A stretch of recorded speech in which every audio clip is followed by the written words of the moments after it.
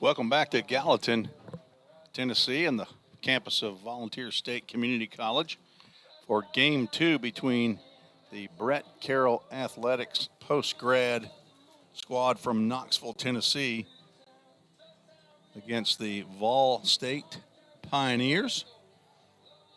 The Game 1 won by VolState 21-6, scored 13 runs in the first 2 innings and 19 in the first 4, scored 21 runs on 13 hits. They had 3 errors. BCA post-grad, 6 runs on 6 hits. They committed 5 errors in a game that took 2 hours and 50 minutes to play with 19 hits. And looks like 6 walks by BCA and 7 walks by Pioneer pitching. There were 3 hit batters by BCA, and a host of players got in the game for Vol State. Some of those, actually nobody who played in Game 1 is showing on the Pioneers lineup. Here's the starting lineup first for BCA. Leading off, playing center field, Tyler Jenkins. Batting second, playing right field, Craig Cleary. The DH to start the game, Harrison Bouthelet. Catching, Zach Wilson will bat fourth. Batting fifth, Hayden Hodges, playing left field. Jamison Martine, or Jamie, I think they said, first base, batting sixth. Jason Campbell, playing third base, batting seventh. The 8-hole hitter is playing second base, Noah Powell. It looks like maybe they're only hitting 9 here in Game 2. River Hart will play at shortstop to start off, and their starting pitcher might be Walker Ashby, who looked like he was supposed to throw in Game 1. Maybe he's throwing here. We'll have to wait and see when we get to the bottom of the first inning. Leading off for the Pioneers, playing shortstop, Tyler Holsworth. One of the DHs, Ryan Wells, will bat second. Batting third and catching, Braden Vineyard. Another extra hitter, Chase Birdwell, will bat cleanup for the Pioneers. Batting fifth, playing first base, Noah Ward will be battling the sun today. He's telling right now Connor Moss, who's down there at third base and will be batting sixth, telling him keep the ball down. Batting seventh and playing left field, Zach Zimmerly. Second baseman Corbin Overbay will bat eighth. Reed Mashinsky out in right field, batting ninth. And your 10-hole hitter, Ethan Here, will play center field. And on the mound for the Pioneers, Danton Reinhardt from Iron City, Tennessee, went to Collinwood High School. In his second season here with the Pioneers, actually got to Vol State in January of this year, pitched in 10 games in the spring, started 2. 6'3", 190-pound left-hander. Transfer from Walter State Community College, a sports management major. The son of Brett and Jana Reinhardt, who were listening in Game 1. And the brother of Trace Reinhardt and the grandson of Papa and Granny in Iron City, Tennessee. He will be the starting pitcher for the Pioneers here in Game 2. Glad to have you all back and listening. Whole new squad for the Pioneers as the second pitcher for the BCA Athletics, Tyler Jenkins, who pitched 2 innings in Game 1, will be the leadoff batter and center fielder for BCA here in Game 2. We are getting started about 5:28 Central Time. First pitch from Danton Reinhardt is outside the zone. For ball one, Braden Vineyard looked like he was not expecting that pitch. See how the second pitch comes in from Reinhardt to the right-handed hitting, left-handed throwing, Tyler Jenkins.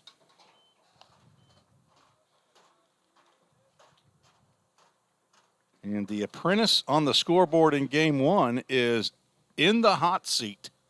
Tanner Bumblelow feeling like a pro right here. 1 ball, 1 strike, swing and a miss. Reinhardt ahead in the count. Tanner watched Logan Kimberlin in game one and said, well, that looks easy. Young goes 2 balls, 2 strikes.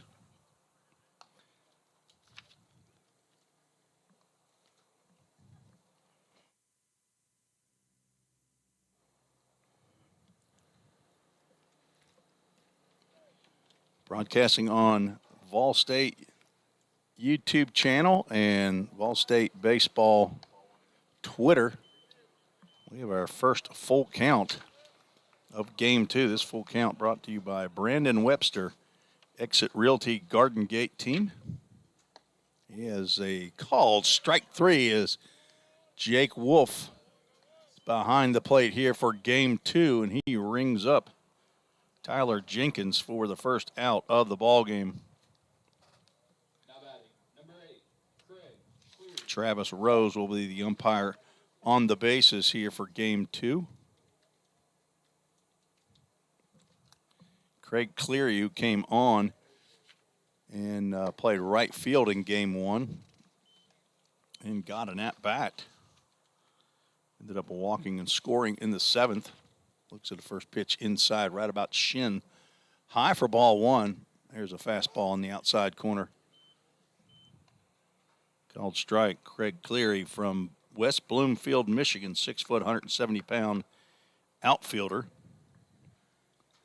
for the post-grad team that is BCA, Brett Carroll Athletics, or Brett Carroll Academy. Guys have, my understanding, graduated from high school this past year and taken a gap year.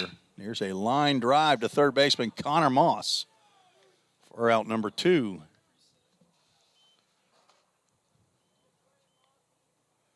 Connor Moss, who I understand went 3 for 3 in an inter-squad game, I believe it was Tuesday, and hit 1 big fly.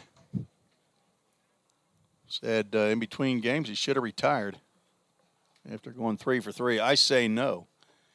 Do it again today, Connor Moss. Breaking pitch on the outside corner to the left-handed hitting Harrison Bouthillette. Let's not call that a ball. Let's call that a strike. On the call, there's another curveball in there for a strike. Bouthillette came in. Didn't start game 1, but he got 3 at-bats. Was 2 for 3 with 2 RBIs. Had a double and a single. It's time called. Ball coming in as third base. I think the third base coach is calling time. Not any of the umpires. So no pitch there. Bouthillette from Indian Land, South Carolina. Off-speed pitch goes low and outside. Dan Reinhardt looking to go 1-2-3 in the top of the first inning. Retire BCA in order. A fist ball up to second base. Corbin Overbay will have to throw on the run, make a nice play, and throw out Bouthillette for the third out. So a 1-2-3 inning by Reinhardt. Good start to the ball game. Game number 2 scheduled for 7 here. No runs, no hits, no errors, nobody left on. Nothing on the board for BCA. We'll see if VolState can put some on the board in the bottom of the first. You're listening to the VolState Sports Network.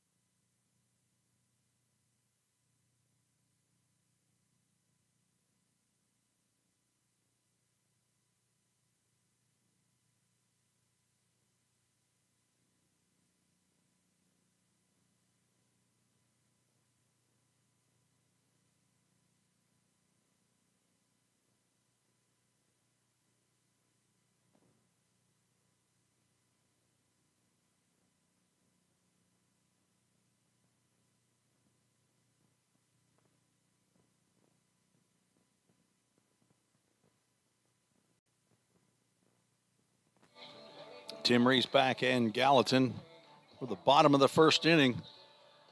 Pitcher on the mound, number 17, left-hander Walker Ashby for BCA. 6'4", he's 150 pounds from Hopkinsville, Kentucky. Showed on the list that he was supposed to throw in game 1, but did not get in to that contest. But he starts game 2, and he will face shortstop Tyler Holsworth to lead off for the Pioneers. 6', 180-pound freshman from Greater Atlanta Christian School, hometown of Norcross, Georgia, business administration major. Son of Jeff Holsworth in Norcross and Rachel Holsworth in Peachtree Corners. In the first pitch, like a changeup to Holsworth in there for called strike one. He's the brother to Dylan and the grandson of Grandma and Grandpa in Roswell, Georgia. He fouls the ball off the pole right behind home plate to the right. Down in the count, no balls, 2 strikes. Also has a grandfather, Papa in Montgomery, Alabama, and Grammy in Spanish Fort, Alabama. That pitch just missed. Tough pitch to take with 2 strikes.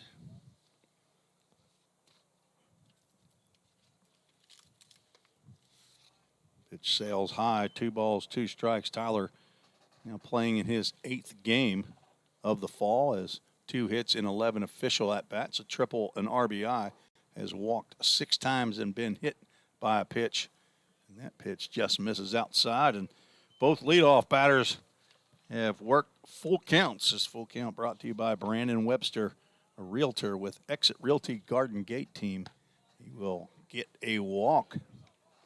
Be the first base runner for the Pioneers here in game 2. He was down in the count, no balls, 2 strikes. Now batting, number 22, Ryan Wells. Ryan Wells, part of the press box gang last year as he was rehabbing an injury.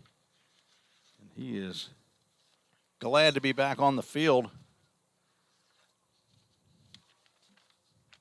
He is in a DH role here as he swings at the first pitch he sees from Ashby. Fouls it straight back. 6', 185-pound redshirt sophomore from Eagleville High School, hometown Murfreesboro, Tennessee, general studies major, son of David and Brandy Wells. That pitch in the dirt gets by catcher Zach Wilson. Holsworth will move down to second base on the wild pitch. On deck, Braden Vineyard, catcher for the Pioneers. Wells pitched in his first inter-squad game the other day. He's a dual player. Plays middle infield and pitches, swings, and fouls that one off. Count goes 1 ball, 2 strikes.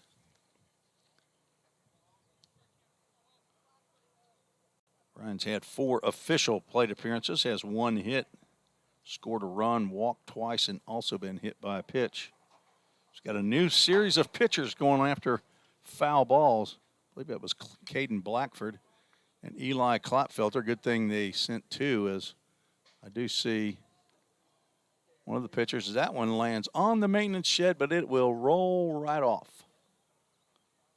That'll be easy for number 24, Timothy Pate.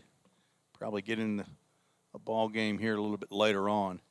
Count remains 1 ball, 2 strikes to Ryan Wells, the second batter here in the inning. Holsworth is working his way off of second and then back and fourth. Ryan Wells asks for time, and it's granted by Jake Wolf, the home plate umpire.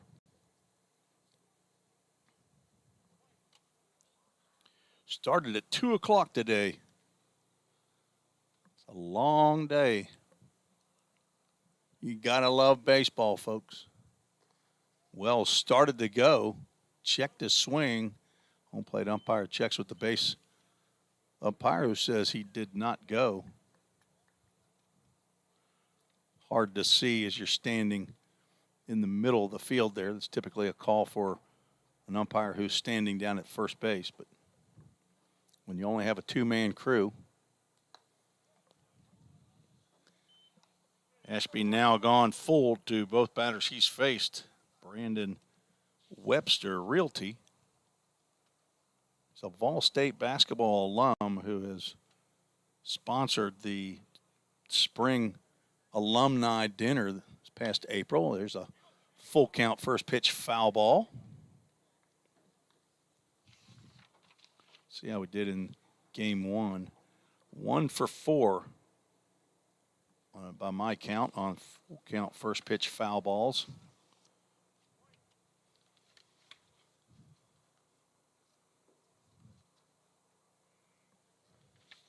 Just right at 50% as Wells swings through a breaking pitch. 4 out number 1. Tough pitch to hold up on, and a tough pitch to hit. Breaking pitch, it's heading right for your right knee. Braden Vineyard stepping to the plate. Backup catcher for the Pioneers. Amazingly, he's not even on my last page of position players with the name Vineyard. There are 4 other position players with names that are past his name in the alphabet. Vrabel, Ward, Webster, and Zimmerly. Braden Vineyard from Paducah, Kentucky, marketing major, 6'2", 200-pound sophomore, son of Christian and Monica Vineyard. That goes 1 ball, 1 strike to the brother of Mason and Grant. Braden is right in the middle of 3 boys. Mason signed a minor league contract. I believe it was with the Yankees. Braden got in 7 games last year for the Pioneers. Starts to go, but holds up on a ball down low at 11 official at-bats. And in the spring, he'll still be looking for his first official base hit in junior college baseball. Went 0 for 11, had an RBI, walked 5 times. Put the bat on the ball, just couldn't get it as that ball's wheeled and thrown into center field. But Holsworth will stay put as he stayed down on the ground a little bit longer than I would have thought. As the sun is starting to set, we'll see some lights on later on. But the third base side of the field is in the shade. Right field, center field, first base, and second base clearly still looking into the sun as first baseman Jamison Martin is shading his eyes with his hand. There's a pitch in the left-handed batter's box, called a ball. Count goes 3 balls, 1 strike to Vineyard. Having a good fall, hitting .455, 5 hits in 11 official at-bats, scored 4 runs. 3 of those 5 hits are doubles, and 1 is a triple. So he's got 4 extra base hits in his 5, and he looks at something soft, like maybe a changeup, over the plate for strike 2. Full count, brought to you by Brandon Webster. Exit Realty Garden Gate. HomesByBrandon.com. Homes by B-U-Y. Brandon, his Holdsworth, did a great jump. And there's our second full count. First pitch, foul ball of the game. Caden Blackford says, thank you very much. I'll go get that one. A right-hander out of White House, Tennessee.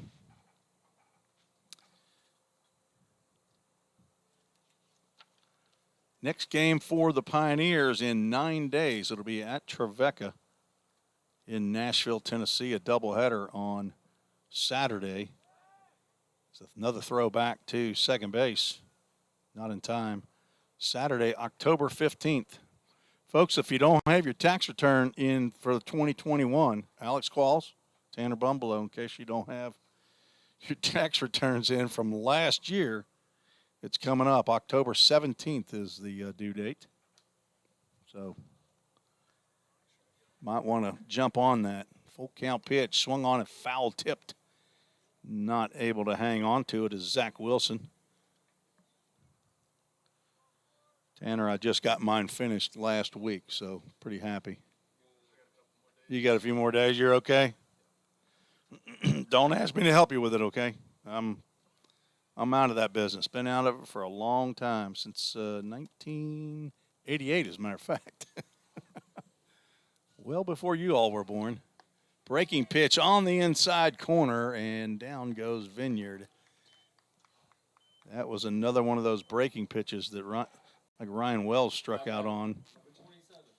The curveball that it's like if you try to hit that, you're not going to get much meat on it. Big Chase Birdwell stepping to the plate, an extra hitter for Coach McGuire from Lebanon, Tennessee. Looking to drive in the first run here for the Pioneers. Chase hits bombs in batting practice, looking to do it here in a ball game. Two-way player, pitcher, and a hitter fouls that ball off, and now down in the count, no balls, 2 strikes. About play anywhere, I'd say, in the infield. Seen him at second base. He takes ground balls at short, ground balls at first, third. I bet you if you asked him to put the gear on, he'd get behind the plate. He's a do-it-all guy, and if you see the white lines, that ball's in the dirt. Holsworth was running on the play. We'll give him a stolen base.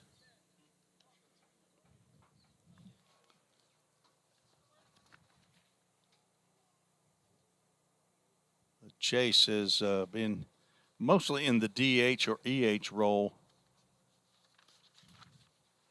Let's see if I even put him on my position players roster. I did not. I put him over there on the pitchers.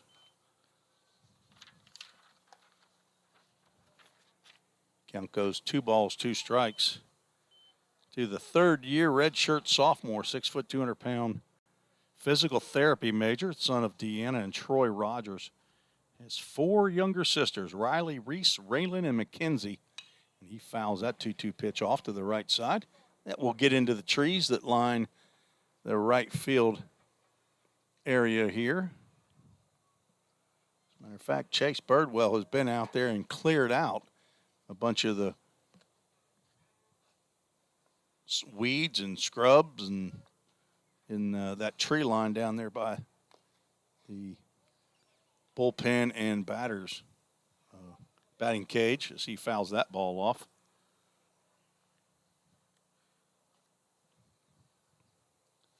Birdwell got in 14 games last year in the spring as a position player, had 20 at-bats, 2 hits, got on the mound 4 times, fouls another one back. He is wasting baseballs like they're not coming out of his scholarship. Runner at third, 2 balls, 2 strikes, 2 outs. Chase Birdwell is fouling off Walker Ashby's deliveries here. There's a ball in the dirt, blocked nicely by Zach Wilson.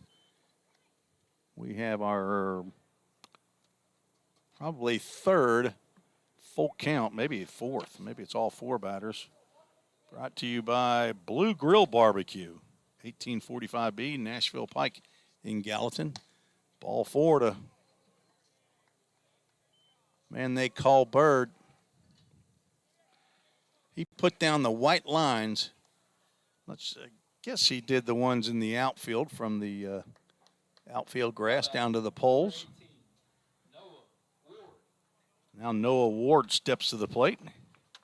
He is one of those back sheet boys. Can't call him the back street, the back sheet. Noah Ward, 6'2", 200-pound freshman, Knoxville Catholic, son of Melissa Ward, the older brother to Abram and Sophie Bell. He comes in with first and third. First pitch from Ashby sails high.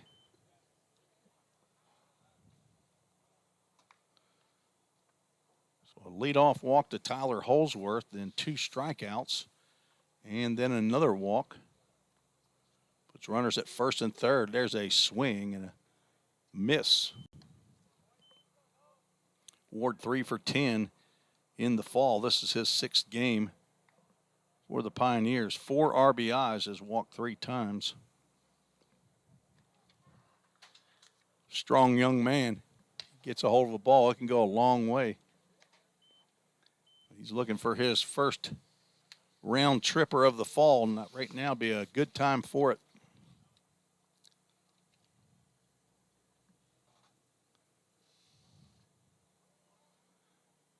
As the ball drops, and we got a balk, the 3rd balk of the game, and that's how the Pioneers score run number 1. Can't stand on the mound and drop the ball. At least you can't stand on the pitching rubber. If he wasn't on the rubber, he'd been okay. But there's a drive out to right center field. That will get down and get to the fence. Ward is going to go for 3rd, and he pulls Anchor and drops Anchor there at second base. He was on the hop there, smelling a triple. But he picked up Coach McGuire right before he started to head down toward third base. An RBI double for Noah Ward into the right center field gap. That brings Connor Moss to the plate. So there's the first hit to go along with now 2 runs. The walks will hurt you as that breaking pitch stays high.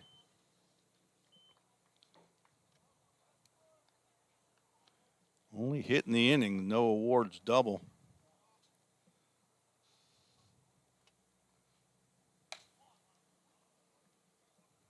Ashby now gone 2 balls, no strikes.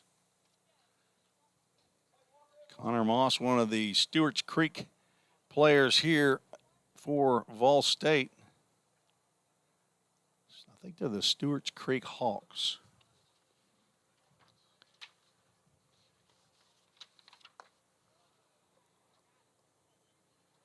Ball 3 to the 5'11", 190-pound redshirt sophomore from Smyrna, Tennessee. Sports Business and Leisure major, son of Mike and Haley Moss, and the brother to Tate. There's a pitch on the inside corner. Grandson of B and Granny in Columbia, and Dado and Mimi in Smyrna, and Granddad in Harriman.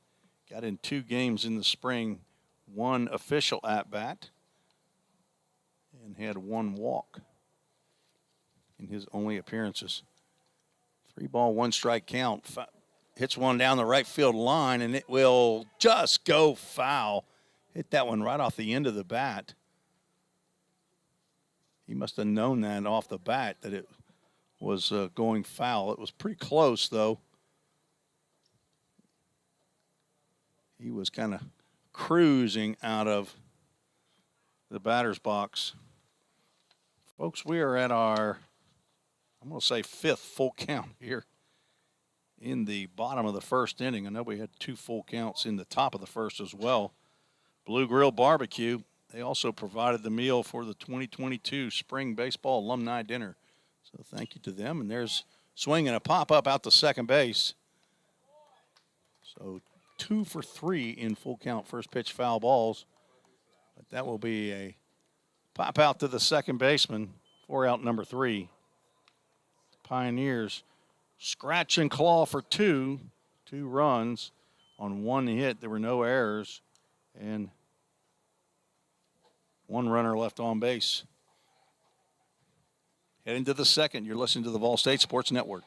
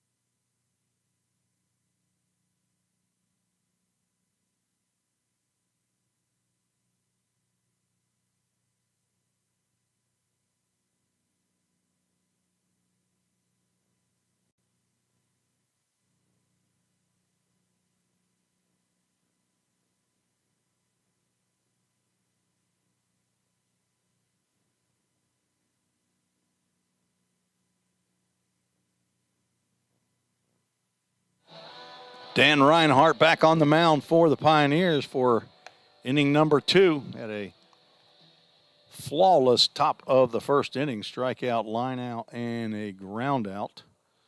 Retired all 3 batters.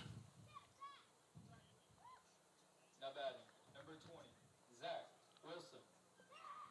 So Zach Wilson, the catcher, will lead off for BCA, the post-grad from Mount Juliet, Tennessee, and he hits a ground ball to second. So Corbin Overbay will get a chance to get the first out after getting out number 3 in the top of the first. So Overbay now 2 for 2 on fielding chances. Young man from Sevier Now batting, County 26, Hayden Hodges. High School, Sevierville, Tennessee.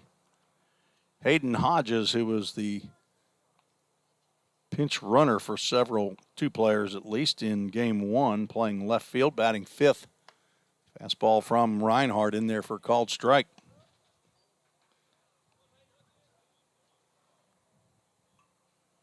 Hodges from Longmont, Colorado. I believe that's a suburb of Denver, but I could be wrong.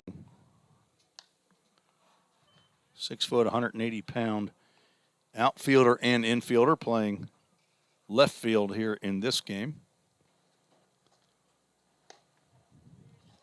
Reinhardt now gone 2 balls and a strike to Hayden Hodges. On deck, Jamison Martin. Reinhardt will just go 2 innings here. There's a swing and a miss by Hodges.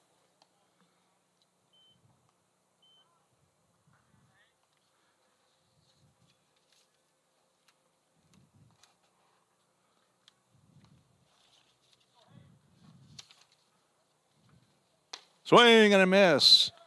Reinhardt with his second strikeout of the ball game. Down goes Hodges as Reinhardt seemed to have reached back for a little bit extra right there. 10 appearances in the spring, 2 starts, 2-1 record. Pitched 17 innings, gave up 20 hits. His first pitch thrown to Martin is high and outside.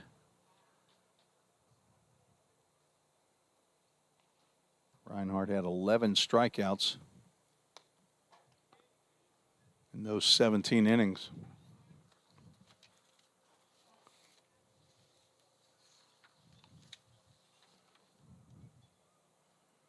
Reinhardt this fall, this is his 4th appearance. He's now gone 3-0 on the third batter here in inning number 2. He's thrown 4 innings prior to, as he's got 1 inning twice and 2 innings once, gave up 5 hits, 3 runs. They were not earned, walked 1, struck out 4, and now has walked his second batter of the fall.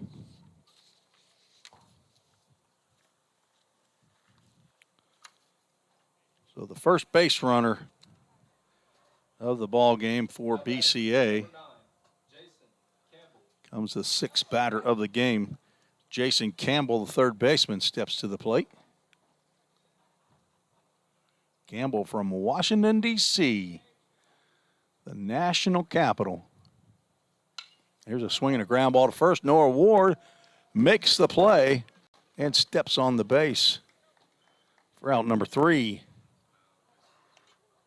3 unassisted, and a successful outing for Danton Reinhardt. 2 innings, no hits, no runs, 1 walk, 2 strikeouts. And he will give way to a new pitcher coming in the top of the third, but before then, we'll go to the bottom of the second. 2-0 lead for the Pioneers. You're listening to the VolState Sports Network.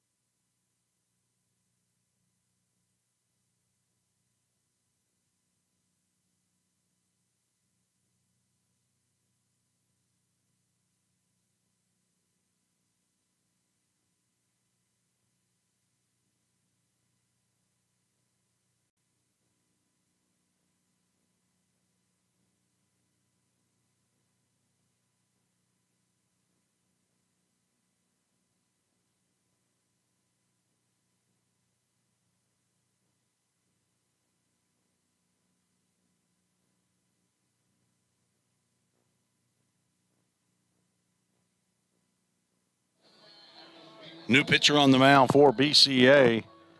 Starter in game one in center field. Josh Campos on the hill for the Athletics. 6'1", 180-pound left-handed pitcher when he's not playing center field from Chapel Hill, North Carolina. Walker Ashby goes 1 inning, gives up 1 hit, 2 runs that were earned. Walked 2 and struck out 2. Stepping to the plate here in the bottom of the second inning, left fielder Zach Zimmerly from Hendersonville, Tennessee. Hendersonville High School, and he goes up there swinging. Takes a hack, comes up empty. Zimmerly, a true freshman. Played shortstop at high school in Hendersonville High School. Now getting a chance to play in the outfield. He's telling me he borrowed a glove from one of his high school teammates, Torrin Baker, who's playing football at Tennessee Tech. An outfield glove, and Zimmerly jumps on one, hits it deep out the left field. Hayden Hodges back in front of the warning track, hauls that one in. Everybody got excited there. Zach Zimmerly, believe, is looking for his first collegiate hit.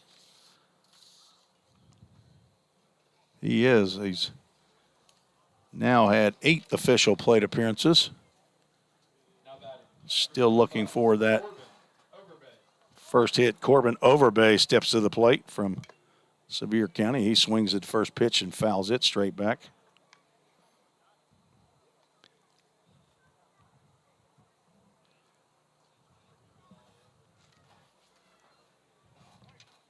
Overbay playing second base. Had a couple plays already his way. Swings and misses at the Josh Campos delivery.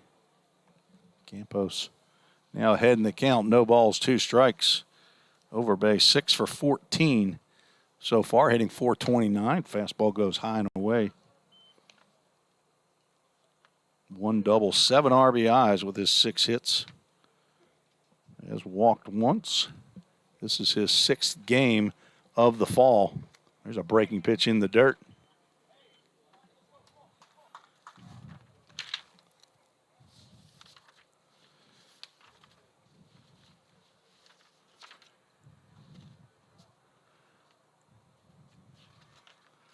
Corbin Overbay, 5'9", 165-pound true freshman. Pitch goes inside. And that's right, we have a Full Count Ministries, full count. Business major here at VolState, the son of Drew and Heather Overbay. Older sister Jensen's at the University of Tennessee at Kentucky. University of Tennessee in Knoxville. It's UTK. Spinning too many plates as Overbay reaches on a walk, and Reed Mashinsky steps to the plate. Right fielder from Bradenton, Florida. 6'3", 165-pound true freshman. He sees the first pitch fastball right down the can. The son of Mike and Karen Mashinsky. Business administration major. Grandson of Grampy and Grammy in Sarasota, Florida. I hope they survived Hurricane Ian. It's another fastball that just goes a little bit up. Mashinsky has 1 hit and 5 official plate appearances, but has scored 5 runs via 5 walks. So he's been on base a lot this fall. In the short number of times time is asked for and granted. Mashinsky does something you shouldn't do. Take your hand off the bat to ask for time. You don't have to reach back. All you have to do is just ask for it and hope the umpire grabs it. This is, or grants it. This is game number 5 for Mashinsky. He hits a fly ball out to right field, right center field, and center fielder Tyler Jenkins will get under it and make the grab for out number 2. So 2 fly outs and a walk. Here in the bottom of the second inning, brings to the plate Ethan here, Cincinnati Moeller High School. second-year player at VolState, playing center field in this game, has played right field a good number of times. Education major. So sophomore, the son of Andy and Gina here, his older sister Elizabeth. Hope that the Here family is watching and listening from the greater Cincinnati area, my hometown. I think he lives up in the northeast area, from what I recall, maybe up in Claremont County, maybe. Swing and a miss. I could be mistaken, but Gina will send an email every once in a while. Maybe Gina can correct me on that. Jennifer Charla has checked in. Ethan here looks at a called strike two. Jay Charla's aunt and godmother. He had a great game one. I don't think he'll get in game two here, but he had a great game. You're right. Breaking pitch, sharp break. That pitch goes in the dirt. Umpire called, thought he was calling timeout there. Had his mask up in the air. I don't know why he'd be calling timeout unless the ball hit Ethan, which apparently it did not. And we'll have a full count Ministries full count. Been a lot of those, as a runner went to second and is now going to take off and go to third base on the walk. So Corbin Overbay is the Energizer Bunny out there.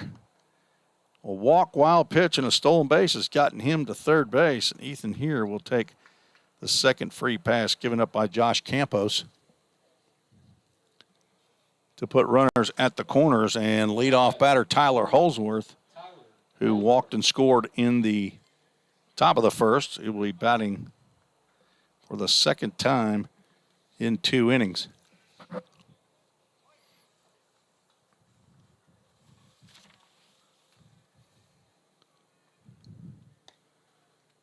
Off-speed pitch, maybe a changeup right there that looked pretty good. Called ball.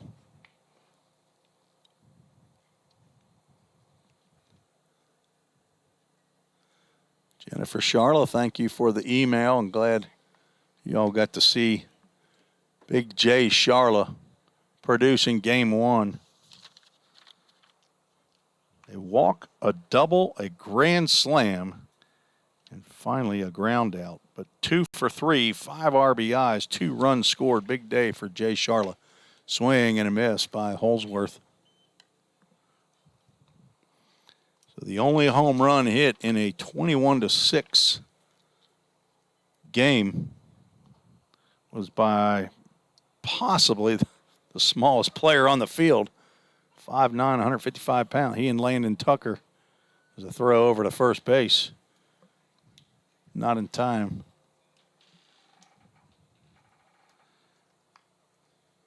Two out, 2 on here in the bottom of the second inning. The lights are on here at Pioneer Field at the Tim Garrett Baseball Complex. Holsworth looks at a called strike on the outside corner.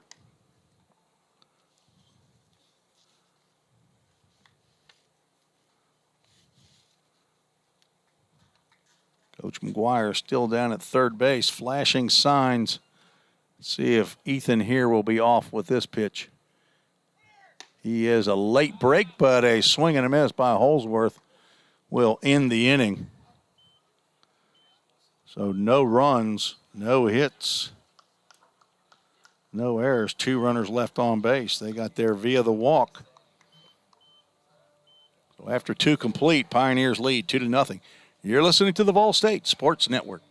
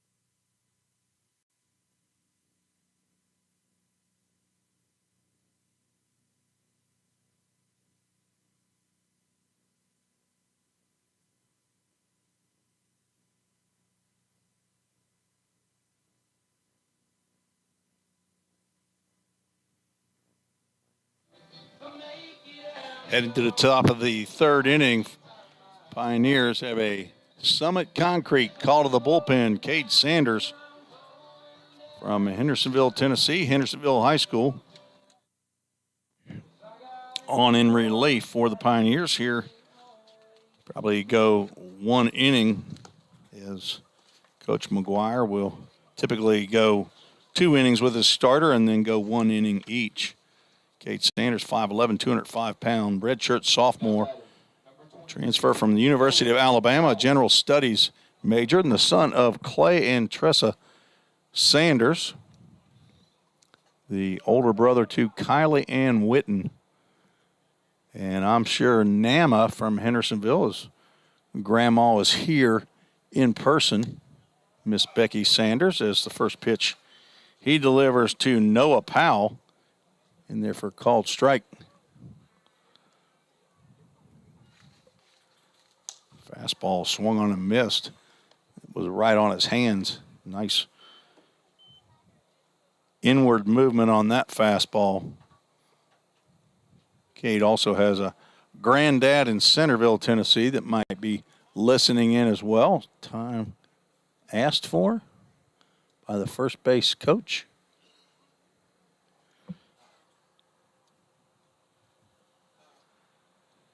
Noah Powell looks at an 0-2 pitch, fastball outside. Powell, 6 foot, 155 pounds from Knoxville, Tennessee. The 8th batter in the lineup, breaking pitch in the dirt, blocked by Vineyard, but low and outside and not offered by Powell. On deck is Hayden Hartgrove. He will come up to the plate after Powell looks at strike 3. First batter that Sanders faces goes down looking.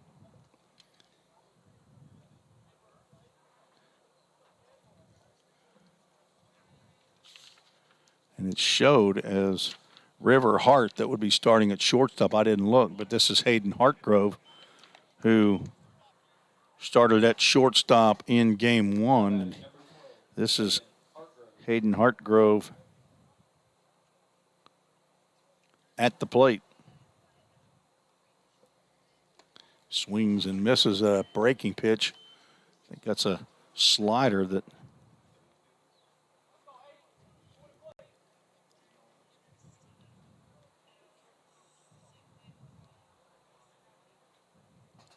no balls, 2 strikes to Hartgrove. That ball's in the dirt. It might have got the home plate umpire. There's it hopped over. Looked like it hopped over Vineyard's glove, but maybe it hit Braden in the left shoulder. So I see him adjusting his chest protector. Foul ball off the screen. On deck is Tyler Jenkins, who led off the game for BCA. Pioneers won the first 8 games that they played in the fall. It's a breaking pitch that Hartgrove just got a piece of. Won their first 8 games, played a doubleheader against Cumberland University JV, and played 1 game against the Knights 18-under team, a doubleheader win over Rend Lake Community College as Sanders gets another strikeout on a swing and a miss. After Rend Lake, that was played up at Murray State University. Got a win against the Old Hickory Baseball Club. That was a 9-inning game. And then 2 games against their conference foes, Dyersburg State and Motlow State. They won in the Showcase Classic at Lipscomb. Tyler Jenkins steps up, first pitch he sees, pops up. It's in foul territory, and Corbin Overbay will make the grab for out number 3. So 3 up, 3 down for Cade Sanders. As the BCA Athletics go down in order. 2-0, VolState leads. You're listening to the VolState Sports Network.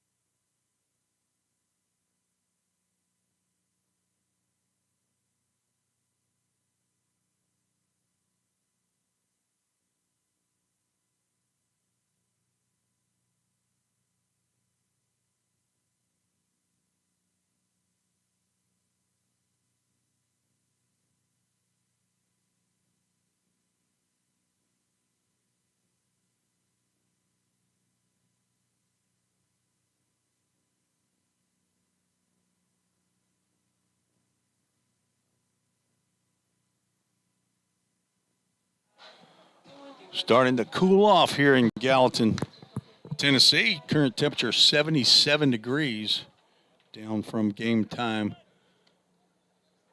temperature of 81 degrees. New pitcher on for BCA, number 44, Ryan Kessel. Says he's 5'9". I think he's taller than that. Yeah, does he look taller than 5'9"? Breaking pitch in there for a called strike to Ryan Wells. I assume they got the right guy on this roster. Wells hits the next pitch, pops it out to center field, drives back Jenkins. That's more than a pop. That was a deep fly ball that Jenkins was playing Wells to pull, and he ends up to the right of the batter's eye. Makes the grab for out number one. Braden Vineyard stepping to the plate. Says on the roster that Ryan Kessel is from Tama, Iowa. Tama. And he looks like he likes the curveball. Led off both batters that he's faced with a very slow breaking pitch. Another slow breaking pitch on the outside corner, called strike two.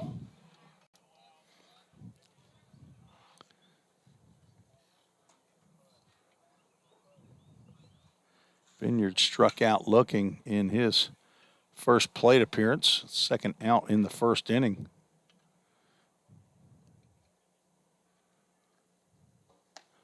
There's a fastball, I reckon, that Vineyard ends up swinging through it.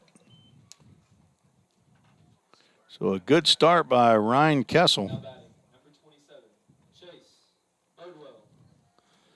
Big Chase Birdwell steps to the plate. He walked and scored in the first. See if we get another slow breaking pitch, and we did. Bird started to go and held up.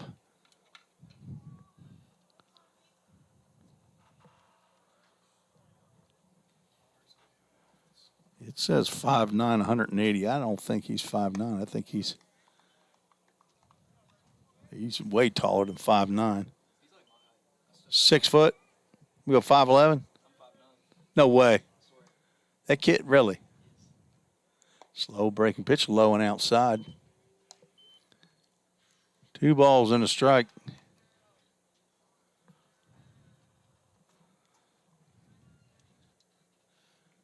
Bird gets under that one, and that is a no-doubter to left field. Hayden Hodges he didn't even turn. He just started looking up as Chase Birdwell gets his first big fly of the fall.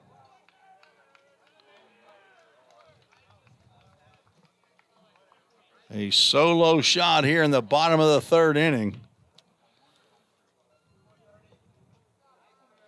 That's the pitch he was looking for on the very first one thrown by Kessel. Now batting, number 18. And the whole team comes out to congratulate Chase Birdwell.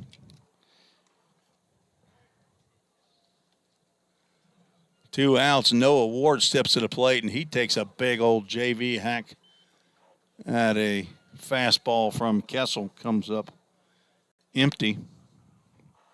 He doubled to right center field in his first at-bat. And he hits a nubber over to first base, backhanded, and a flip to first baseman, or the pitcher coming over. And you're right, he might be a little shorter than I thought he was. Although that first baseman, Jamison Martin, is 6'2", but a 1-3 on the putout if you're scoring at home will end the bottom of the third inning for the Pioneers. Or I'm sorry, a 3-1. If I said 1-3, that was backwards. 1 run on 1 big hit. Home run by Chase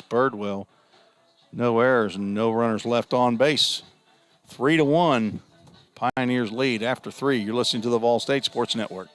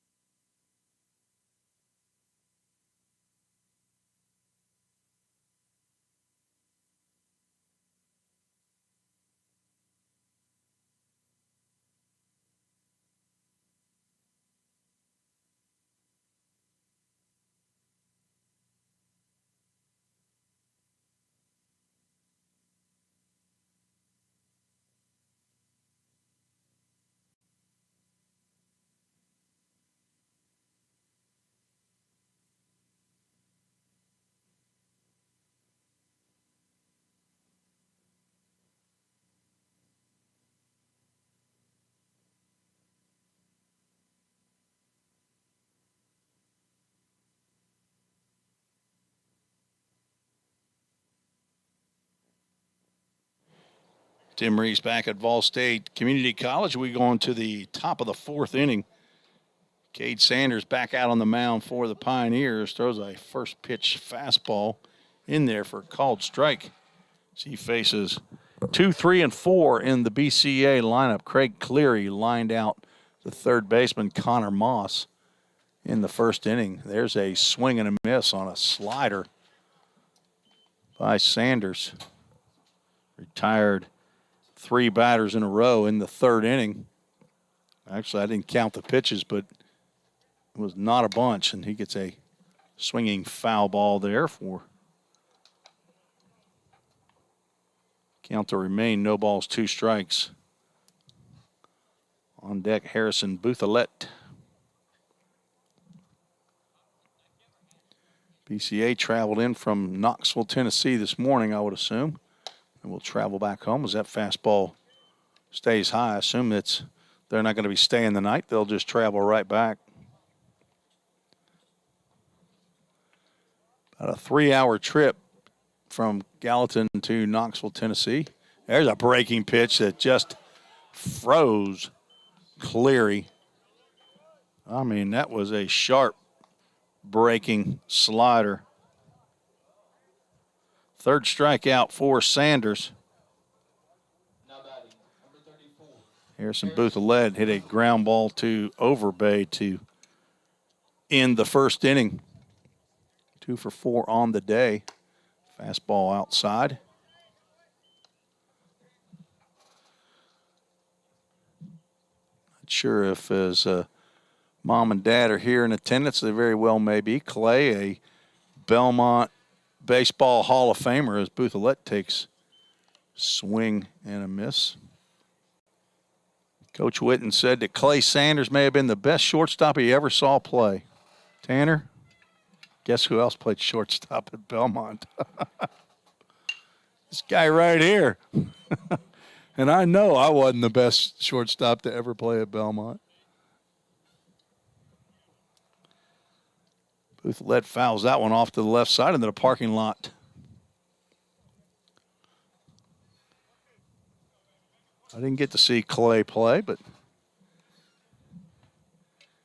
I know he had I think the doubles record over there at Belmont for a long time as they played in the NAIA until 1998 when they went to provisional D1 status when the Belmont Rebels became the Belmont Bruins. 2-2 pitch by Sanders, down low. On Full Count, brought to you by Full Count Ministries. Go to fullcountministries.com. If you've got a baseball player that you would love to see get some international action, then go to Nicaragua with the team as it's ball 4, fastball sails high. First base runner given up by Cade Sanders, who has been to Nicaragua a couple times, as a matter of fact, with his dad. And I was along for one of those trips to the Mesa, Las Mesas, just outside of Ocotal, Nicaragua. an experience that you won't soon forget if you ever get an opportunity to go on mission to a place that's nothing like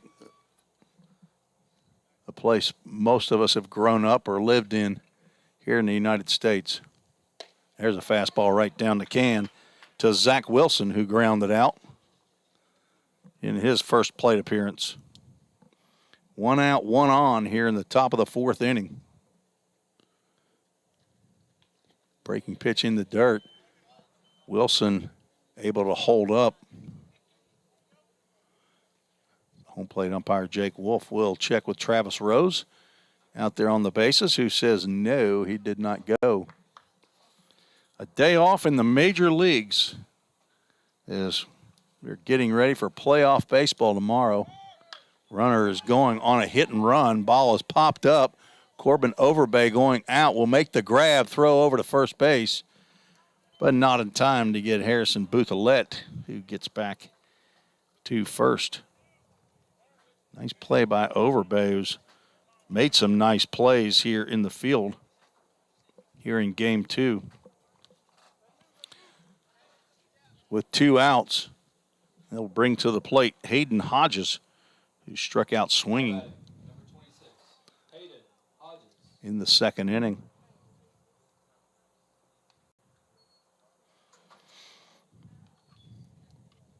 Sanders slider on the outside corner called strike. Tanner Bumbleau, tell me this. Do pitchers really throw curveballs anymore, or is it all sliders? That's a fastball right down Broadway, swung and missed. Is it? So there are some people who throw what is considered a old-time curveball?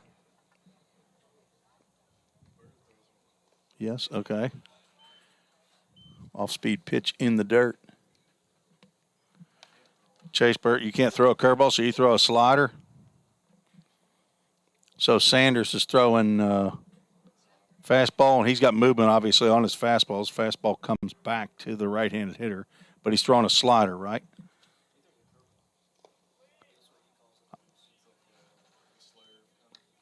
Is it? Okay, I thought he called it a slider. Whatever it was, he just threw it in the dirt right there. 2 balls, 2 strikes, 2 outs. So that's why I was wondering, is he throwing a slider and a curveball? Is he doing something different? 2-2, fastball swung on and fouled off.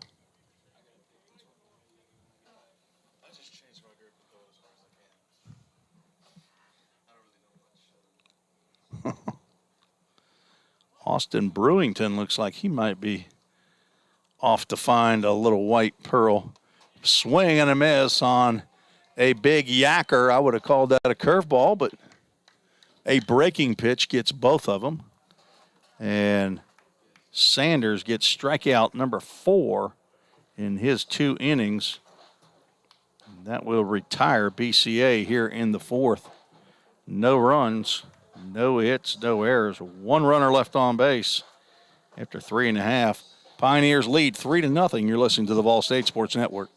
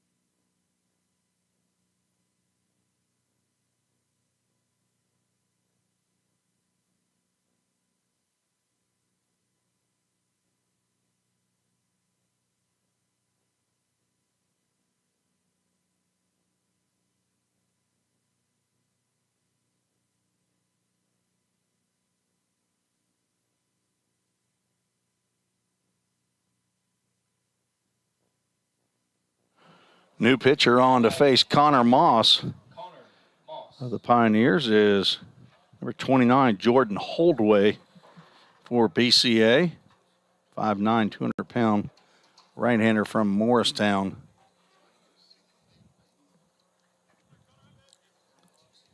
Connor Moss popped out to the second baseman in his first plate appearance. Swings and fouls that pitch straight back.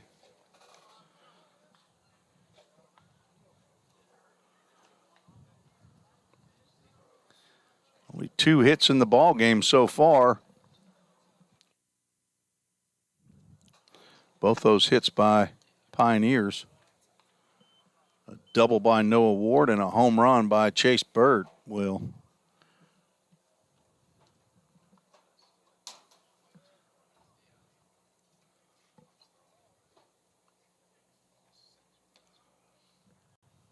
As Holdway wanted another sign.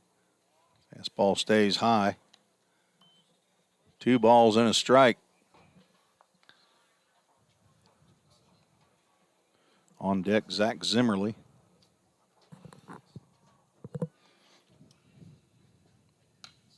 Moss, a little impatient there, swings at a pitch out of the zone.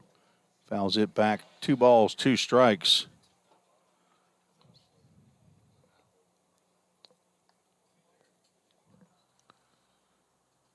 Ryan Kessel went 1 inning, gave up 1 hit. That was the home run to deep left field. Did strike out a batter as we have gone to a full count Ministries, full count. So far 2 for 3 on full count first pitch foul balls. We'll see if Connor swings at this one, and he will not as it goes between the legs of new catcher Harrison Bouthillette. Also have a new right fielder, Christopher Casey, is on for Craig Cleary. So if your initials are CC, you play right field for BCA. Tyler Jenkins still out there in left field, or in center field. Hayden Hodges still at left field. River Hart may have never even been at shortstop, even though that's on the lineup. Maybe that was a suggestion. They weren't sure if Hart or Hartgrove would start.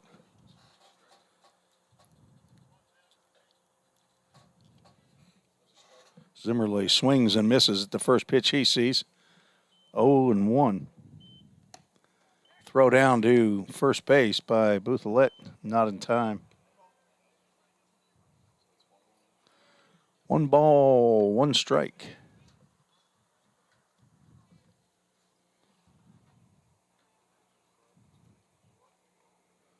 Fourth pitcher on for BCA.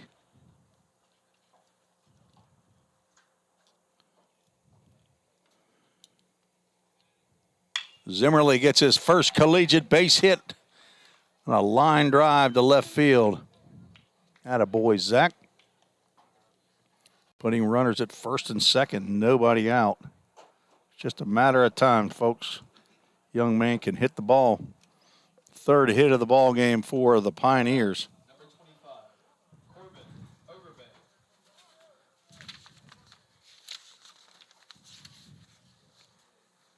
Zach Zimmerly, the son of Jody and Brandy Zimmerly, who I would assume are here in attendance.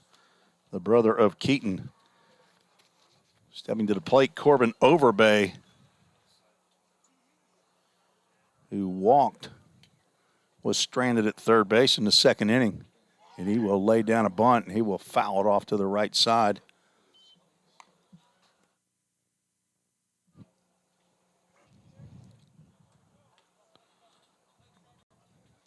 Coach McGuire going through the signs, trying to work on situations here. See if Overbay is still bunting. In the right situation, it definitely would be the play. A turn by pitcher Holdway to second base, partly to get Connor Moss heading back to the base, but also possibly to see if Overbay was going to square around.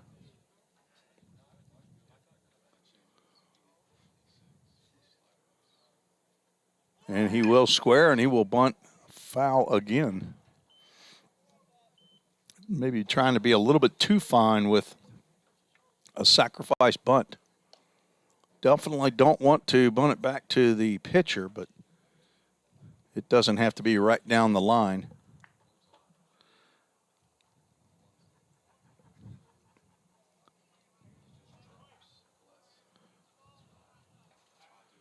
No balls, 2 strikes to Pioneer second baseman Corbin Overbay. Breaking pitch popped up to the right side. Jameson. Don't think we have anybody named Jasmine out here on the field. Jameson Martine gives chase, but it ends up over the first base dugout.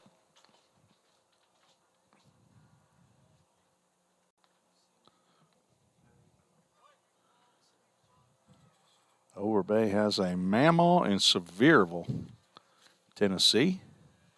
Welcome to the Overbay family to VolState baseball.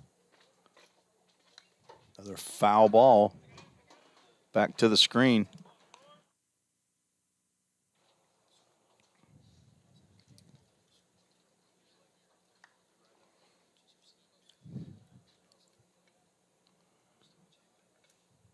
In the bottom of the fourth, VolState scored 2 in the first, 1 in the third, and are threatening here with 2 runners on and nobody out. There's a fly ball out to right field. Christopher Casey will come in, drop the ball, throw to second base to try to get Zimmerly, not in time. So that will be an E9, and the bases will be loaded.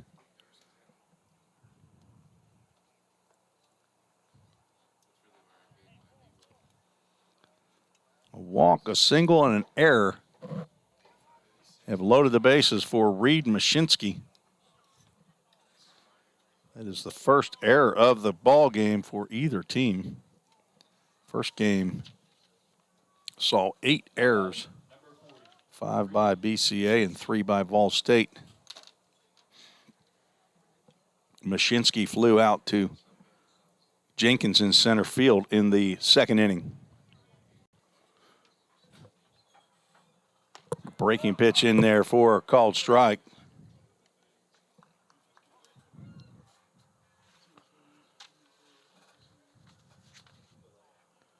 Reed Mashinsky, 6'3", 165 pounds. Good-looking outfielder. Nice. A ground ball to backhanded shortstop, and that will get through into left field off of the heel of the glove of Hayden Hartgrove at shortstop. Don't believe he would have had a play on Reed Mashinsky there, but didn't get a chance to make the play as another run comes in on the infield single in my book, and everybody else moves up 90 feet. So the second hit of the inning. 4th hit of the ball game. Ethan here steps to the plate. Look at an off-speed pitch down low.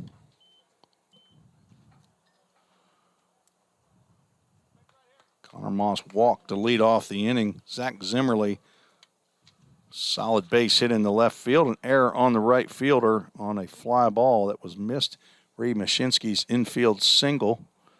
Ethan here comes up empty on a swing. Count goes 1 ball, 1 strike to the Pioneer center fielder who walked in the second inning but was stranded at first base. Here looking to drive in some runs, get a ball in a gap. Starts to swing, holds up, pitch called a ball. Pretty close pitch. Here looking for his second hit of the fall.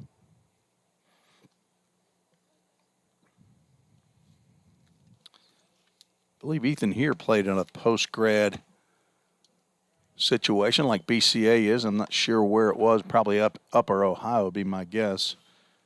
Or in Ohio. He being from Cincinnati. Do you know, Alex? You think he was in Minnesota? Okay. Came to VolState a year ago.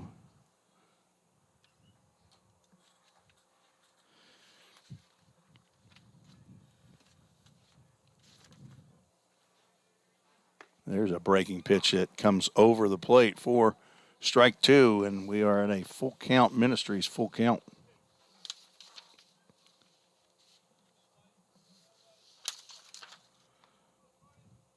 Here got in 8 games in the spring. Went 4 for 8, hit .500. That pitch hits him off the helmet. A glancing blow, tough way to get an RBI, but he'll take it. They'll check on him. John Ripel, first base coach, will check on him. The ball that hit Hunter Cersei on the helmet was a more direct strike to the helmet. Ripel, not a trainer or not a healthcare provider, but he deems Ethan here okay to continue. And Tyler Holsworth will step to the plate. Still nobody out here in the bottom of the 4th inning. 2 runs across. Number 1, Tyler Holsworth. 2 hits. Holsworth 0 for 1, walked and struck out. Looking to see this young man start putting some good swings on some good pitches. There's a nice pitcher's pitch that you just want to let go. If you're batting, that's not one you want to swing at.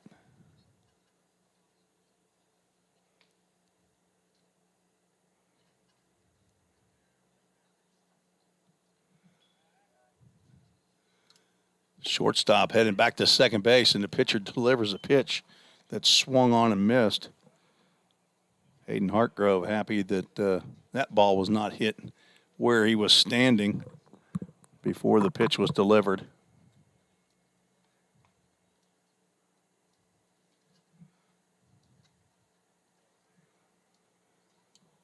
0-2 pitch. Swung on, popped up toward the dugout. Jamison Martin gives chase. Will not be able to make the play.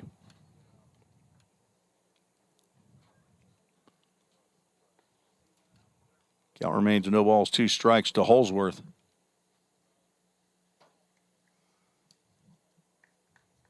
It's fun when you get a text from your wife and she says she thought she was going to die today. The neighbors had a gas leak and the fire department had to come out to turn off the gas. She thought that was how she was heading to heaven. It was a gas leak. So glad my wife didn't die as that pitch goes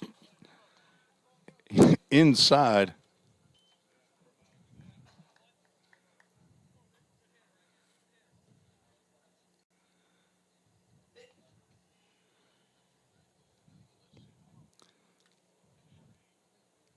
Five to nothing, Pioneers lead. There's breaking pitch that has popped up in shallow center field. Tyler Jenkins will come on and make the catch. Runner's going to try to score, and he will be toasted cheese at the plate. Is Corbin Overbay on the double play. So fly out, throw out. Overbay trying to get a sacrifice fly for Tyler Holsworth, but that was just a little bit too shallow. And Mashinsky and Ethan here stay put at second and first. That brings Ryan Wells to the plate. Breaking pitch in over the plate. Wells 0 for 2, strikeout and a flyout to deep right center field. Looking for his first hit of the ball game. Shinsky with a big lead, and he'll take off. The pitch is called a ball. Throw down from Booth-Alette, just a little late. Ball one. 1 ball, 1 strike. Runners move up 90 feet. So a double steal by Mashinsky, who got a great jump, but it was a great throw by Bouthelet down to third base. Very close play. 2 runners in scoring position, and that ball's popped up in the infield. First baseman Jamison Martin coming in, and he will make the play for out number 3. Pioneers do score 2 runs on 2 hits. Was 1 costly error. 2 runners left on base. After 4 complete, 5-0, VolState leads. You're listening to the VolState Broadcast Network.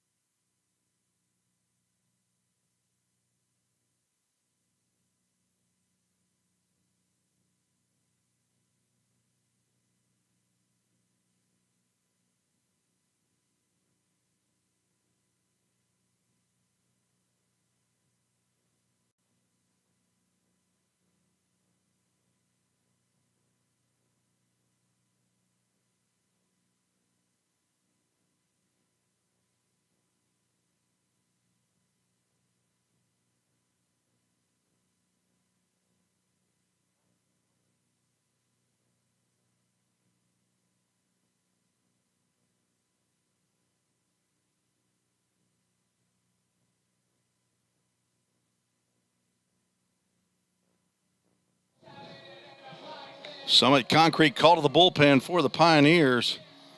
Will Trapp, 6'1", 155-pound redshirt sophomore from Smyrna, Tennessee. One of the Stewart's Creekers out here for the Pioneers, a criminal justice major, son of Charles Trapp from the Keys, Florida, and Jamie Reimer from right down the road in Smyrna, Tennessee, and the younger brother to Noah and Ben. It's his 3rd year throw for the Pioneers. Only got in 2 games in the spring due to some injuries. And he will face 6, 7, and 8 in the BCA lineup. Jamison Martin, who walked in the 2nd inning, be the first batter that Will Trapp will face, and he gets Martin to swing and miss at the first pitch. Cade Sanders went 2 innings, gave up no runs, no hits, walked 1, struck out 4 batters. So Danton Reinhardt and Cade Sanders have eaten up 4 of the 7 innings. Breaking pitch swung on and fouled back to the screen. Reinhardt also pitched a scoreless, hitless 2 frames, giving up 1 walk and striking out 2. Will Trapp probably be on for 1 inning of work.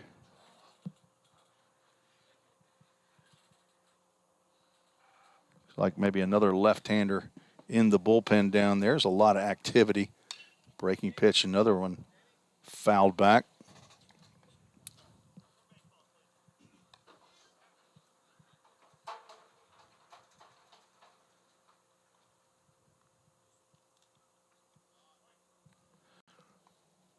Looks like Big Cade McKee is up in the bullpen, and as Martin swings over a slow breaking pitch, I would call a curveball from Will Trapp.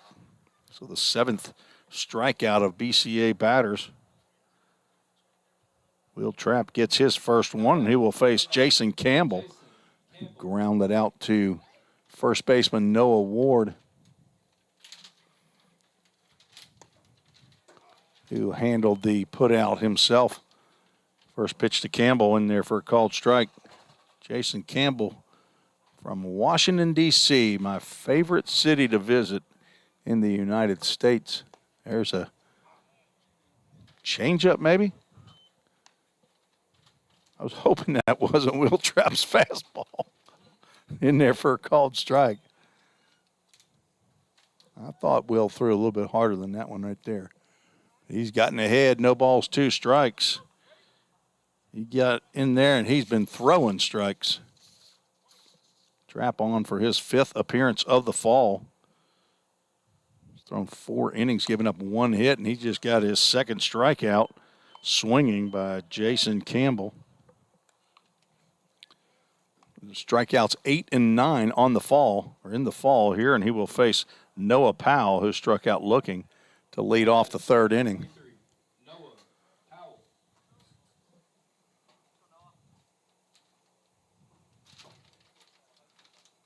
Trapp's overhand curveball misses high and away. Will is yet to give up a run. Has walked 2. Now has 9 strikeouts in 4 2/3 innings. And it's a swing and a miss right there from Noah Powell, who's from Knoxville, Tennessee.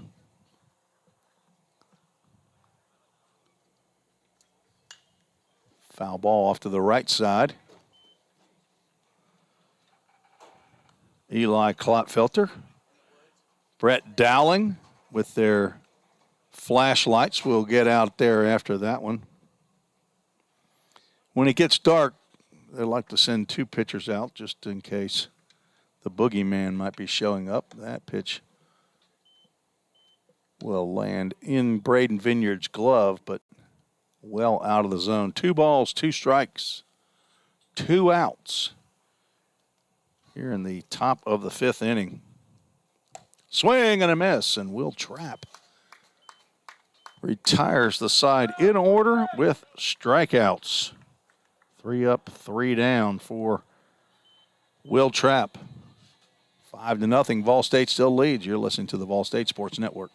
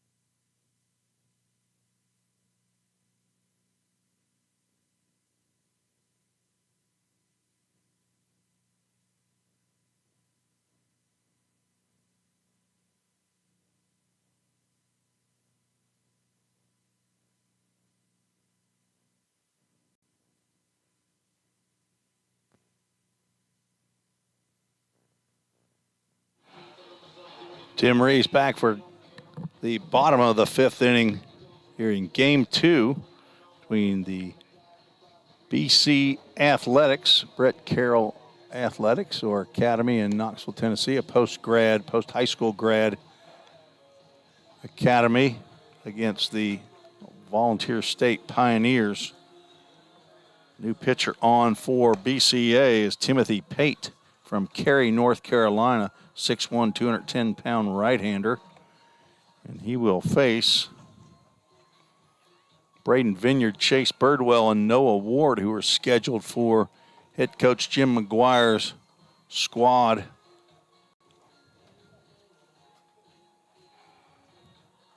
Head coach Sean Hughes of BCA has gone with 1 inning pitchers so far here in Game 2. Jordan Holdway just finished an inning, gave up 2 hits, 2 runs. 1 was earned and hit 1 batter. Braden Vineyard, who has struck out twice, looking for his first base knock of the now evening. We are coming up on 7 o'clock Central here in Middle Tennessee. Sumner County, Tennessee, Gallatin. 30 minutes northeast of Nashville, Tennessee. First pitch caught off the hop by Vineyard. Harrison Bouthelette behind the plate. Common spelling of Bouthelette if you're scoring at home. Bouthillette.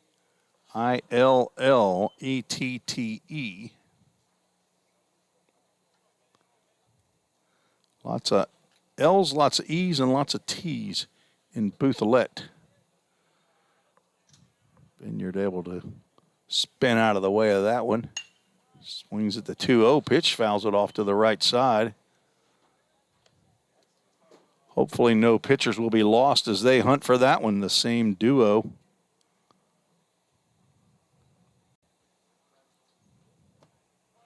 Getting exercise by finding foul balls, coming back, sitting down, going back out.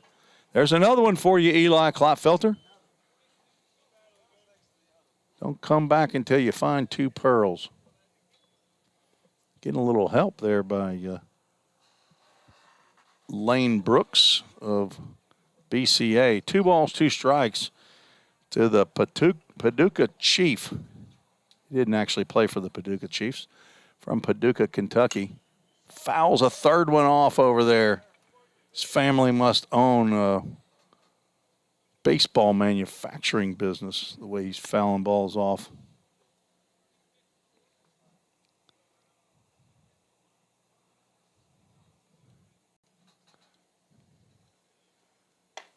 Fastball stays inside. Full Count Ministries, full count. Timothy Pate throwing a little bit harder than the last couple pitchers that have been on the mound for BCA.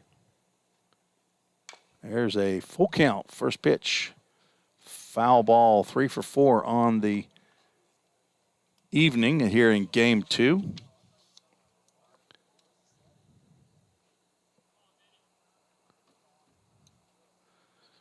On deck, Chase Birdwell, who homered in his last plate appearance.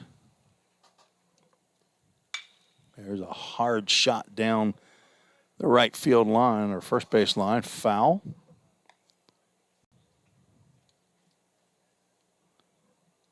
Right fielder Christopher Casey playing Vineyard to come down that right field line. Center fielder Tyler Jenkins shaded over toward right center. And the 3-2 pitch. One popped up to right field. Christopher Casey is running in and will make the one-handed grab for out number 1.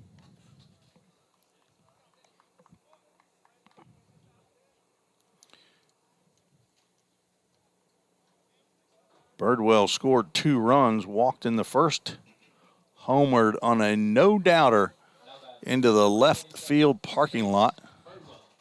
There are a couple brave souls who've parked their car out there within striking distance. Could Birdie go back-to-back as that fastball goes down in the dirt? Brody Melton's the only Pioneer to, at least this fall, hit 2 home runs in a game.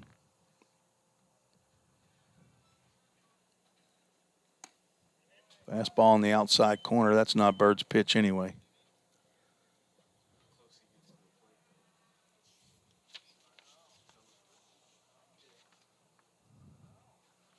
Two-way player, probably not pitching. Looks like he's not pitching today, although we have seen Birdwell take a walk as a batter, as a DH, and then go right out onto the mound the next inning. 2-1 pitch. Birdwell holds up on the fastball that stays outside. 3 balls and a strike. A lot of zeros up there on that scoreboard for BCA. No runs yet. There's another check swing. And they will say that he did go. Bird wasn't hopping down to first base, so he must have thought that he was going to be rung up. So a fullcountministries.com, full count. Bird has checked his swing on the last two and nearly gets hit with that fastball. And will take a walk. So Bird 3 for 3 on base here in game 2. First 2 times he scored, of course, he drove himself in with a home run. Now batting, number 18, Noah Ward. Noah Ward, who's doubled in 2 plate appearances, steps to the plate with 1 out.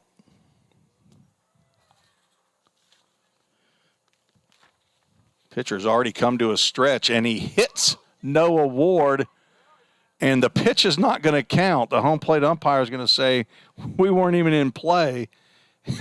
And Timothy Pate gets a free shot at Noah Ward.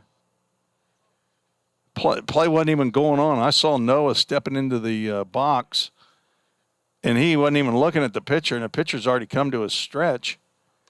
But I never saw the umpire tell him to stop. He said it after the pitch was thrown, but he should have been looking at the pitcher, seeing that he's about to deliver, and he should have been stopping him before it even happened. But I don't know what he was looking at. But now he points to Pate to say, go ahead. Breaking pitch swung on, driven out to right field. That'll be coming in, and we'll get down and get by right fielder Casey. Ward is not going to stop at second this time, and Birdwell will come in trying to catch his helmet behind him, but he's got something in his mouth. What's he got in his mouth? One of the, like a thumb guard or something like that for his bat? Okay.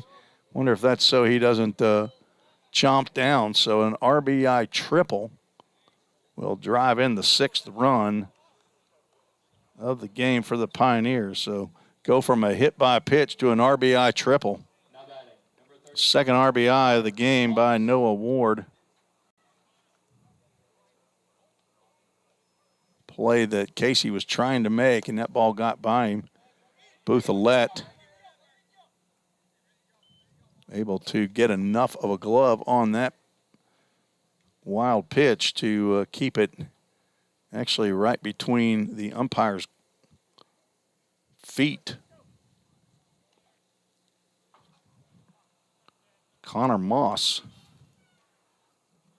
at the plate. Fastball misses outside. Bouthillette at this point, it looks like he's just trying to make sure the ball doesn't get by him. So a walk and a triple after a fly out. Another pitch outside. Connor Moss worked 3 balls, no strikes.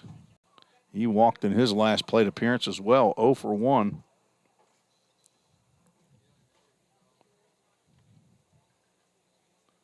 And he swings at a 3-0 pitch and hits one to deep center field. Back goes Tyler Jenkins. He'll make the grab, but Noah Ward will come on to score the 2nd run.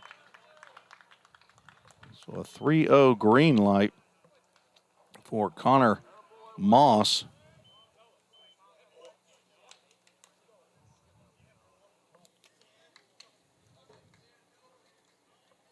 And the Pioneers lead 7-0.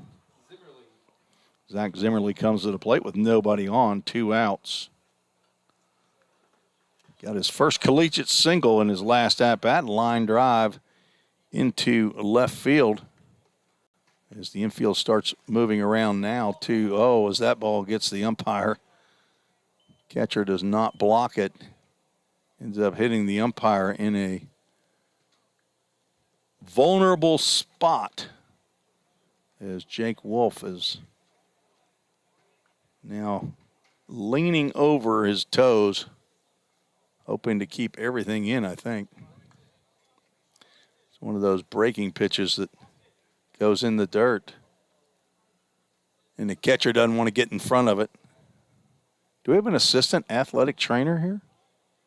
That's not Justin McKinney out there. Who's Anybody know who that guy is?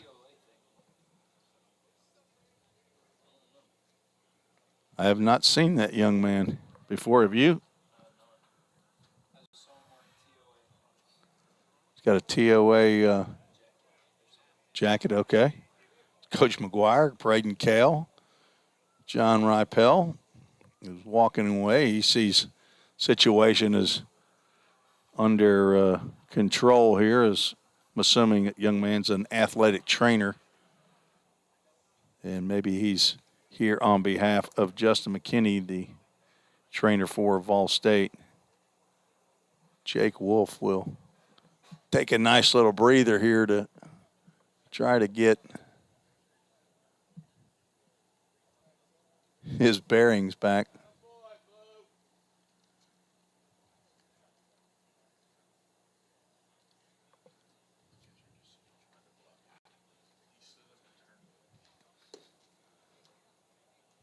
For some reason, the pitcher,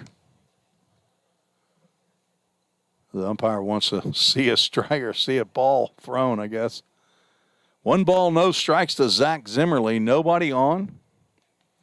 2 runs already across here in the bottom of the 5th inning. Pioneers scored 2 in the first, 1 in the third, 2 in the fourth, 2 so far here in the 5th. Pate's fastball inside.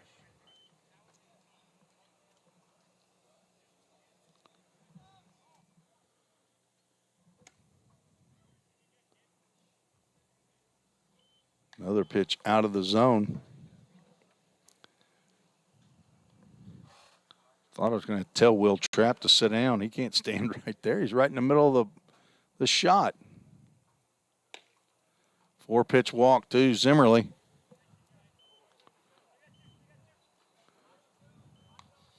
Second walk of the inning by Timothy Pate. Brings Corbin Overbay to the batter's box. He is 0 for 1. Walked and reached on an error by the right fielder. Ultimately thrown out at home plate by center fielder Tyler Jenkins, and he will look at fastball high and inside.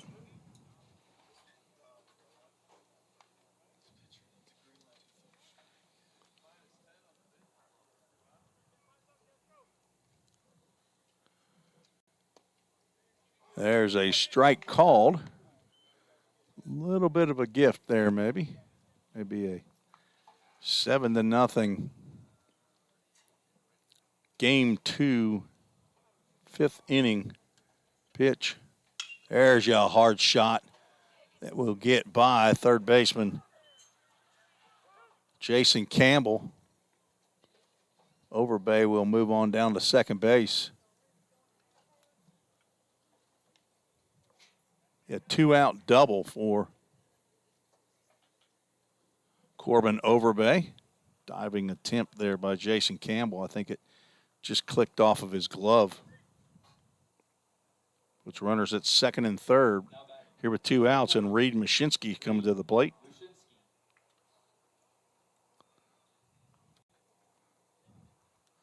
Second hit of the inning, 6th hit of the game. There's a fastball in the outside corner for called strike. Mashinsky's 1 for 2. Singled in the 4th, was stranded at third. Pate working quickly, a check swing, foul ball off to the right side.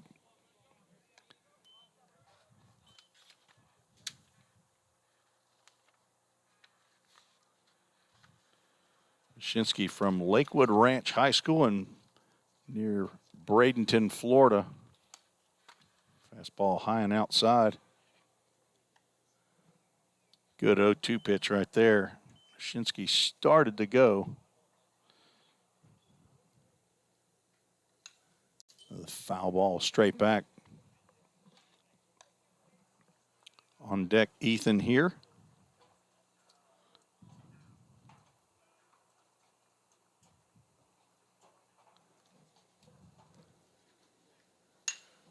Another foul ball off to the right side, just as Klotfelter and Dowling started to sit back down. They've got to head back out to the forest. 1 ball, 2 strike pitch. Mashinsky swings and misses at a high fastball. And the Pioneers will be retired. Not before they score 2 runs on 2 hits. No errors, 2 runners left on base. After 5, Pioneers 7-0. You're listening to the VolState Sports Network.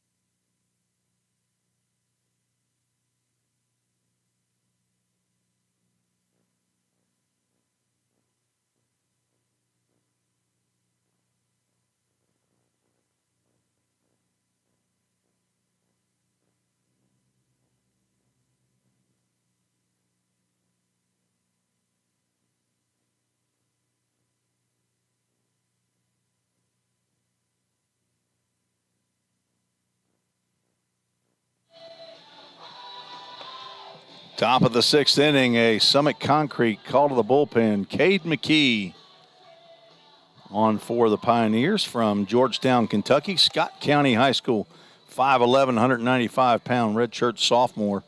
Son of Jim McKee and Sherry Beth Mullenix, and the brother to Clay and Colby. Grandson of Grandma and Grandpa in Cynthiana, Kentucky. And Pops and Nana also in Cynthiana, Kentucky. He will face number 912 in the BCA order. Hayden Hartgrove at the plate. And that's not Hayden Hartgrove. That is River Hart, who's come on for Hayden Hartgrove here. Thought it was going to be the other way around as he drives one to center field. Back goes Ethan here, and he'll make the grab for out number 1. So River Hart. Now batting, number 19, Tyler. Flies out to center field. Tyler Jenkins will come up for his 3rd plate appearance. Breaking pitch misses inside.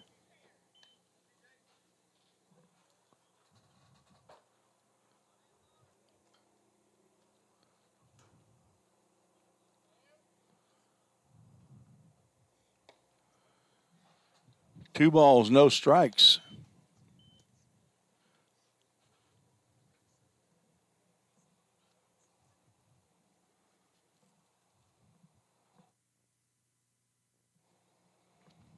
Jenkins 0 for 2, strikeout and a pop out. Taps a ball foul to the on deck man, who's going to be Lane Brooks.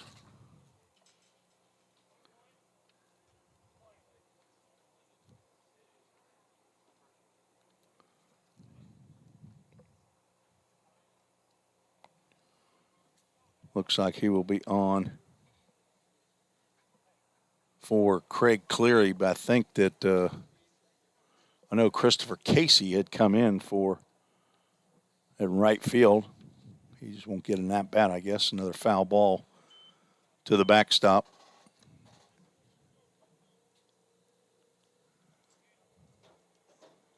Two balls, 2 strikes to the center fielder for BCA.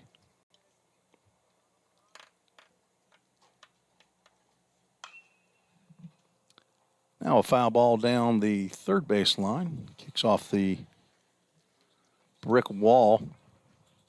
Somebody is on the hop here. Who is hustling? Is that Danton Reinhardt?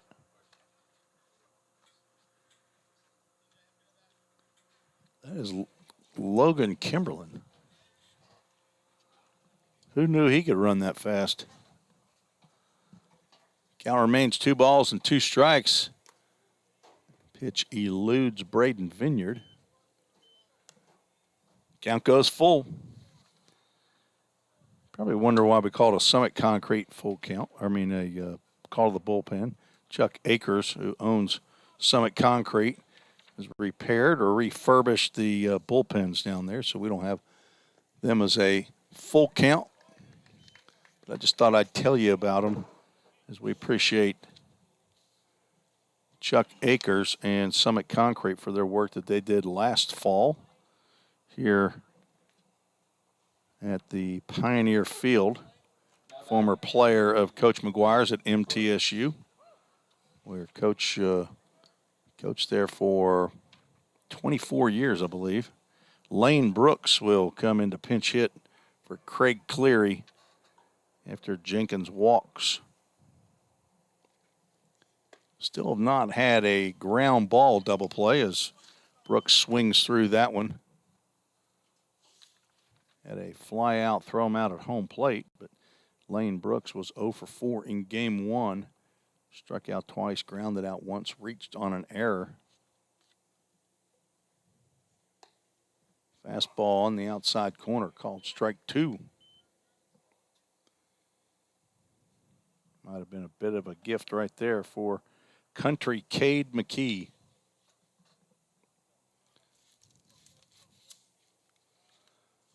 Or as I like to call him from time to time, Coach McKee. He helped me coach my full count foul leg, pitch outside for a ball, throw down to first base. Not in time to get Jenkins. Braden Vineyard has one strong arm. The other one maybe is not that strong. He can't throw as well left-handed. So, but he can throw it hard right-handed. The 1-2 down in the dirt. Vineyard kept it close, but not close enough, as Jenkins will move down to second base on the wild pitch. Runner now in scoring position with 1 out. On deck is Harrison Buthelette. Started out as the DH here in game 2, has now moved behind the plate.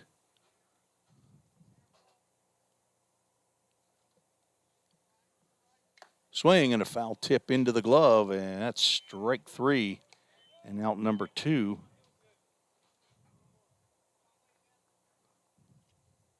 Now batting, number 34, Harrison Buthelette 0 for 1 here in game 2.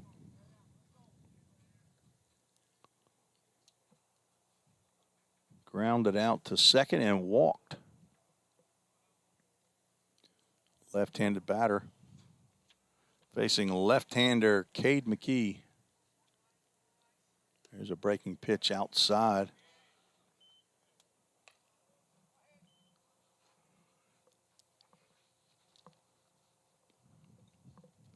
McKee, a health, sports medicine, and physical education major. Redshirt sophomore. Swing and a foul tip into Vineyard's glove.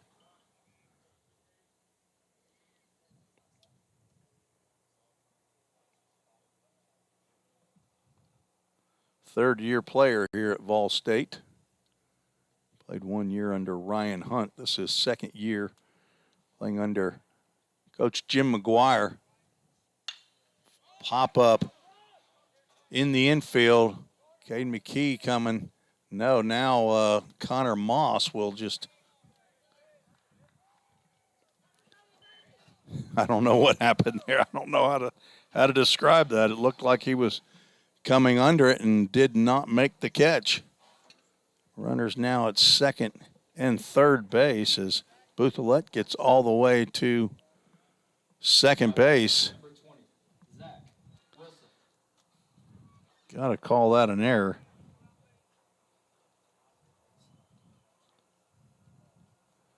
And that will bring Zach Wilson to the plate. First pitch to Wilson in there, called strike. So Jenkins, who was at second base on that pop-up, only got to third base. Booth-Elect went all the way to second base. That was a high pop-up.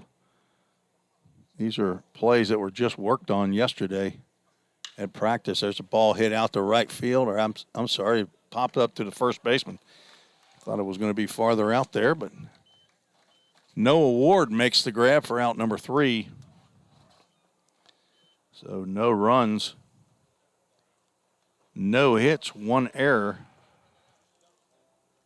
2 runners left on base. After 5 1/2, 7-0, VolState still leads. You're listening to the VolState Sports Network.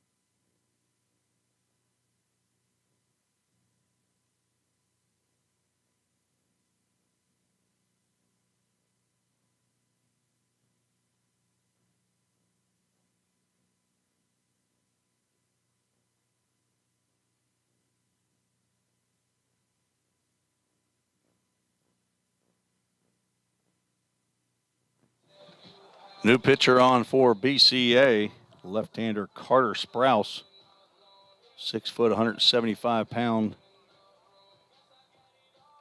pitcher from Blountville, Tennessee. He will face not Ethan here. Looks like Drew Webster will get an at-bat in place of Ethan here. Drew Webster had a 1 at-bat in game 1. Drew from CPA here in Nashville, Tennessee, Christ Presbyterian Academy. He struck out to end the ball game, actually. First pitch to Webster by Carter Sprouse outside the zone for ball 1.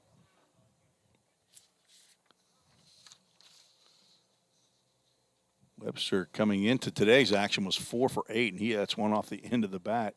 It goes foul down the first baseline. As a double and a triple. 4 for 8, now 4 for 9 in fall action.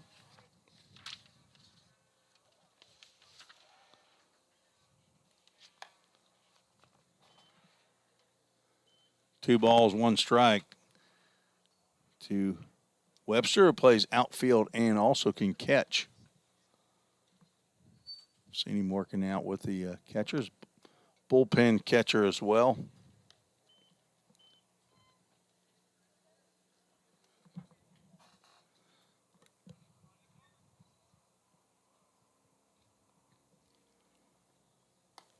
And it takes a 5-pitch walk.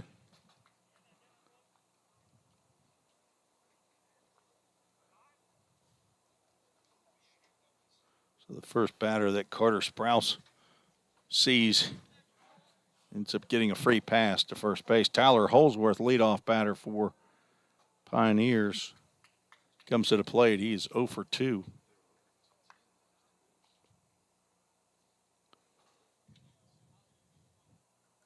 Now batting, number 1, Tyler Holsworth. Holsworth looking for his first hit here of the ball game.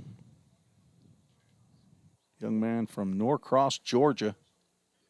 And has to step back out of the way of that fastball from Sprouse.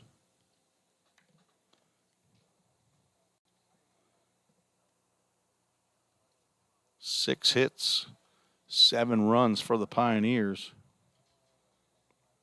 One costly error is a throw over first base. That ball gets by, and there's error number 2. Almost looked like he was fixing to throw a changeup or something, and Webster will move over to third base, and a great play by Jason Campbell at third base to keep that ball from getting by him. And Webster scoring on the play, but so an E on the throw by the pitcher Carter Sprouse.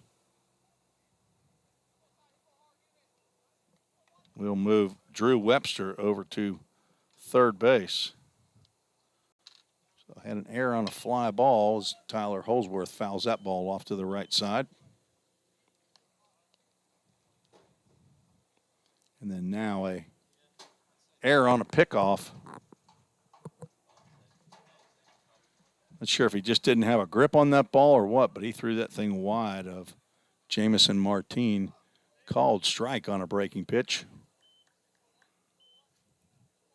Tyler Holsworth might do well to swing at about anything close here. We are getting late here, up into 7:30.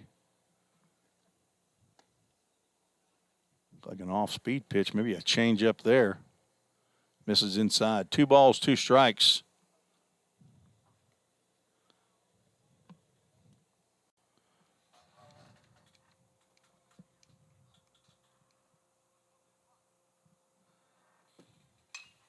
Another foul ball down the right field line.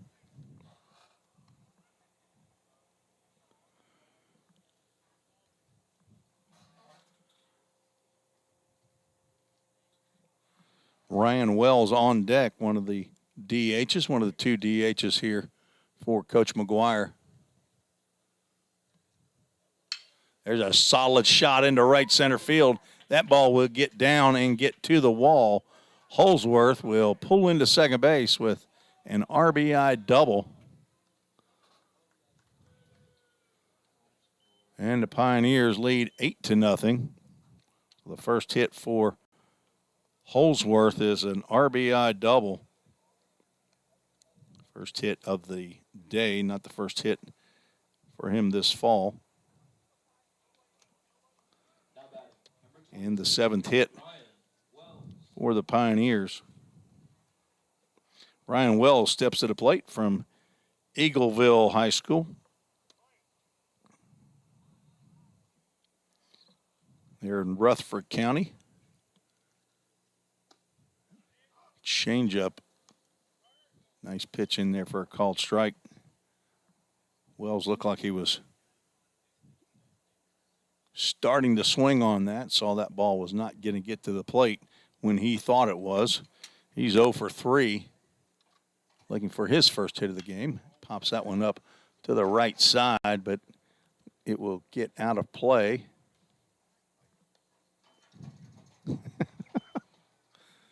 Klopfelter and Brett Dowling, they keep it just as they come back to sit down. There's another foul ball. No balls, 2 strikes to the two-way player, Ryan Wells.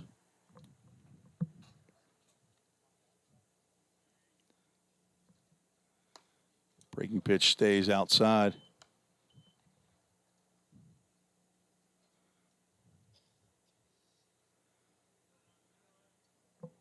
Thank you to those who are stuck with us here this evening.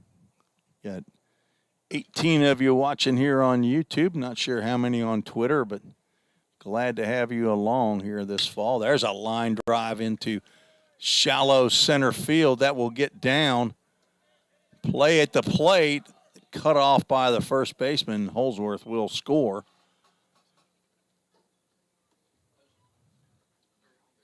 And another run, 9-0 for the Pioneers. An RBI single for Ryan Wells.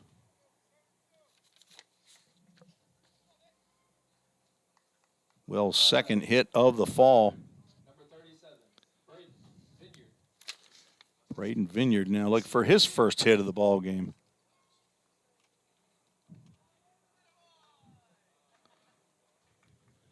So nobody out. Carter Sprouse walked the first batter and then has given up an RBI double and an RBI single. First pitch to Vineyard, outside the mark, ball one. Drew Webster walked, but moved over to third base on an errant pickoff throw by Carter Sprouse. Scored on the double. There's a pitch inside. Vineyard has struck out, and flied out to right field.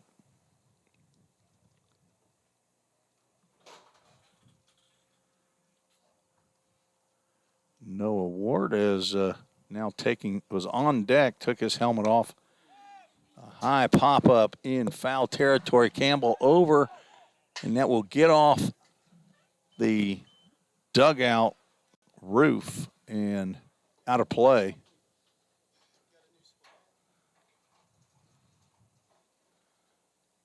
Vineyard will live to see another pitch. 2 balls and a strike.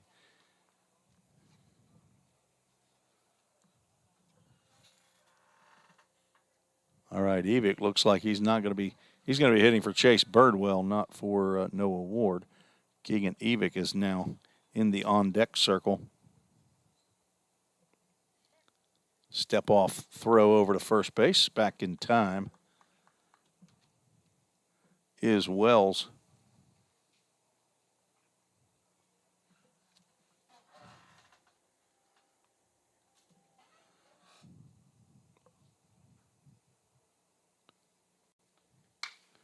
Smashed to left field. That, if it's fair, it's a base hit, and it will be fair. Vineyard cruises into second base, and Wells will come on in to score. The second double of the inning for the Pioneers.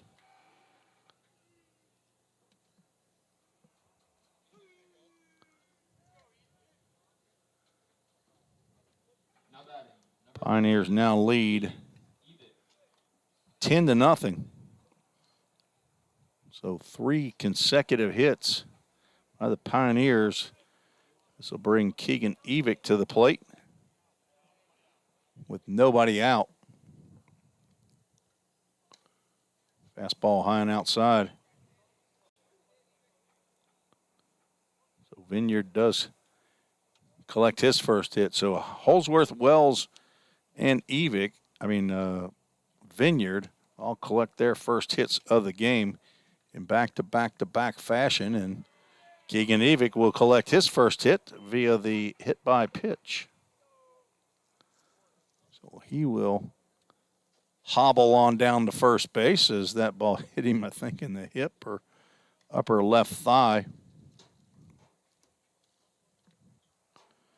And they'll bring Noah Ward to the plate, first baseman for the Pioneers. He is 2 for 3. The only Pioneer to have 2 hits. He could have him a big old day. He's got a double and a triple. Could he get a home run here as he pops one up? It will get out of play. Number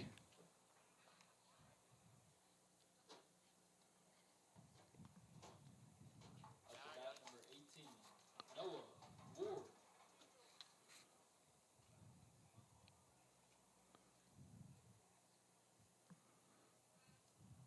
3 runs come across in the inning. Step off and a fake to second base by Carter Sprouse, who is yet to retire a batter here in the bottom of the 6th inning.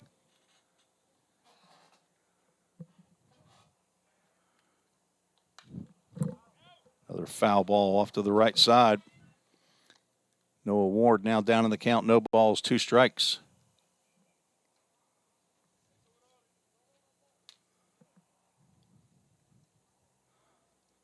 So River Hart now out at shortstop.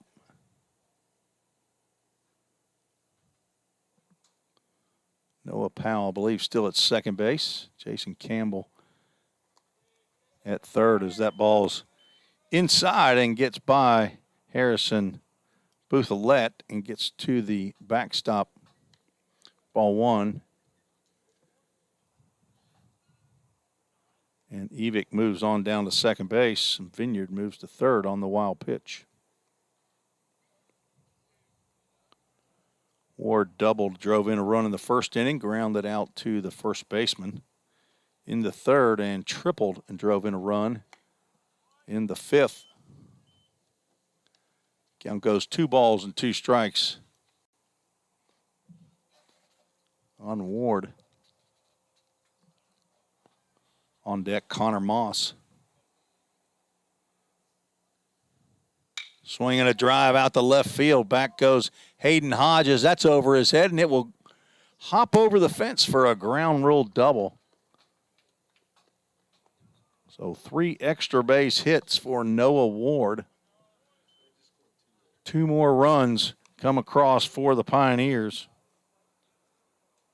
And 4 RBIs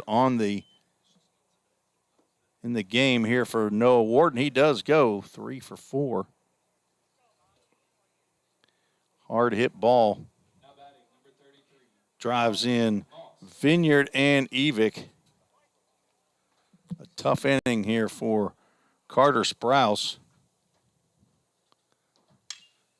Connor Moss steps to the plate, and he drives one to deep center field. Back goes Tyler Jenkins, who gets under it, will make the catch. Noah Ward will move on up to third base. So the first out recorded by BCA here in the bottom of the 6th inning.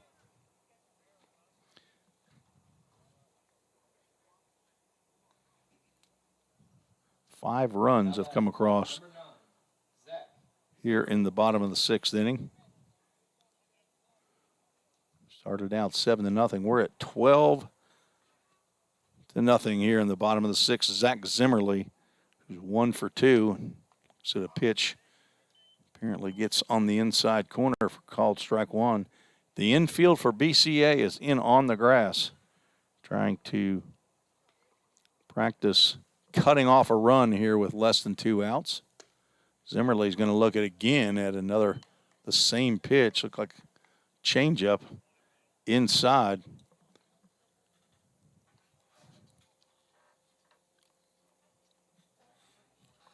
The 0-2 swung on and drilled down the third base line. It will go foul.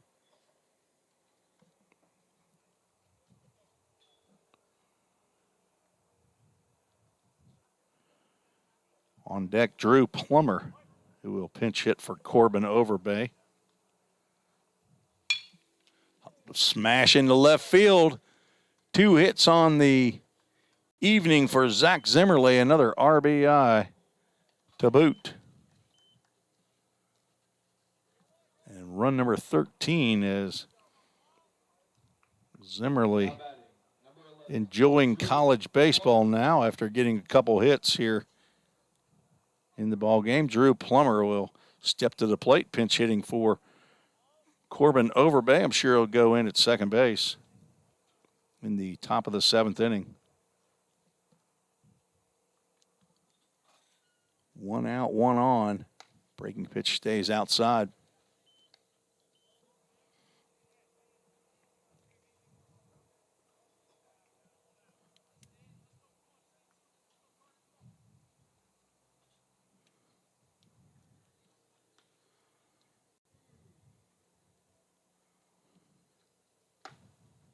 Plummer looks at another ball. It's close to the same kind of pitch that Zimmerly was getting called strike 1 and strike 2, but this must have stayed just a little bit more inside. 2-0 pitch in there on the outside corner called strike.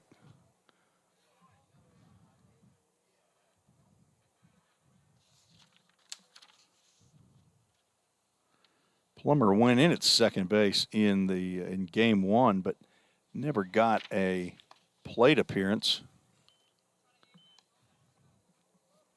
He was on deck when Drew Webster made the last out.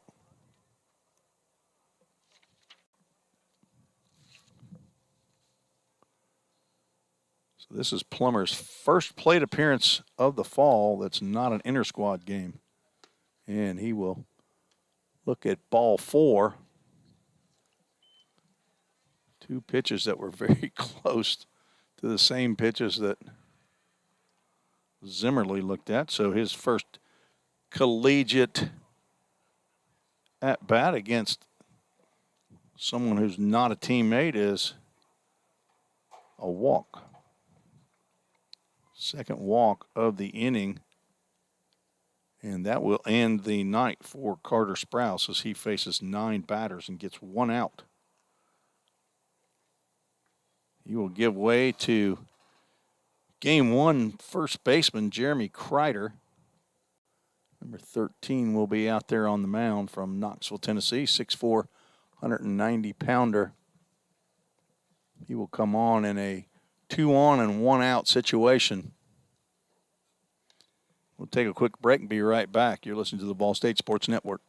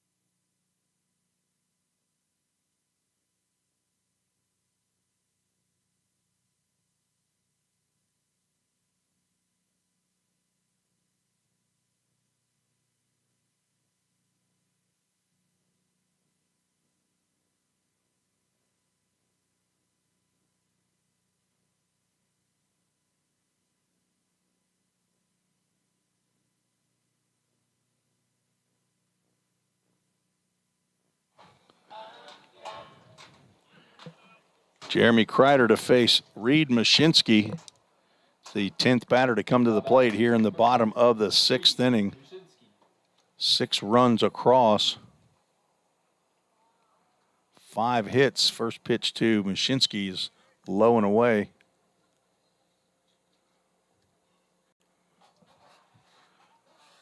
Reed 1 for 3. Called strike. In there for Kreider. Kreider played Game 1 at first base.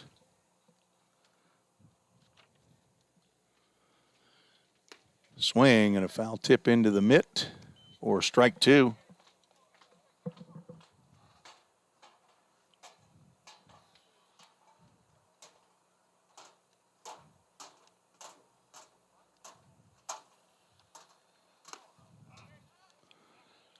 Strike 3 called. Reed Mashinsky goes down looking.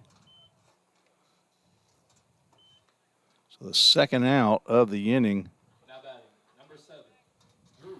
Jeremy Kreider retires. Mashinsky looking, and Drew Webster, who'll get his second AB of the inning, will step to the plate. First pitch misses outside the zone. He walked and scored the first run of the inning. There's a line drive in right center field. Tyler Jenkins was shading him that way and will motor on over to right center field to make the grab for out number 3. Hard hit ball by Drew Webster, but Pioneers are retired. Scored 6 runs on 5 hits. No errors. 2 runners left on base. After 6 complete, 13-0 Pioneers lead. Heading to the 7th. New pitcher on the mound, and yes, Chase Birdwell will be out to finish this one off for the Pioneers. You're listening to the VolState Baseball Network.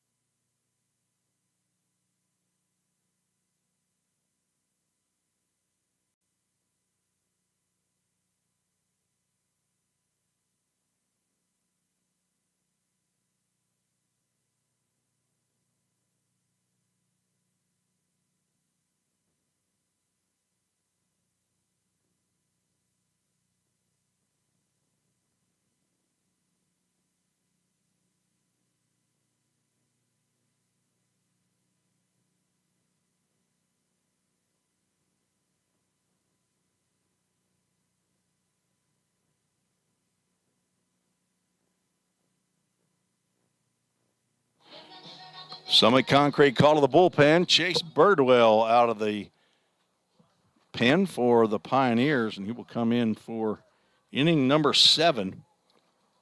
Chase, who was one of the designated hitters here in Game 2, walked twice, hit a home run, scored 3 runs. Now he's going to try to prevent BCA from scoring any runs here in this game.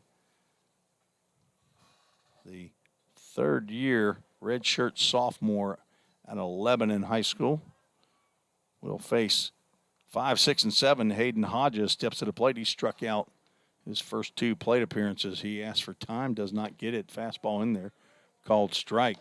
We finally got a pitch thrown here in the top of the 7th inning.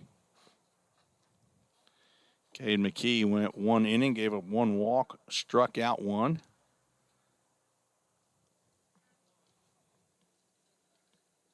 Another fastball in there for called strike 2. Bird I think he's hungry. He's ready to get to the house.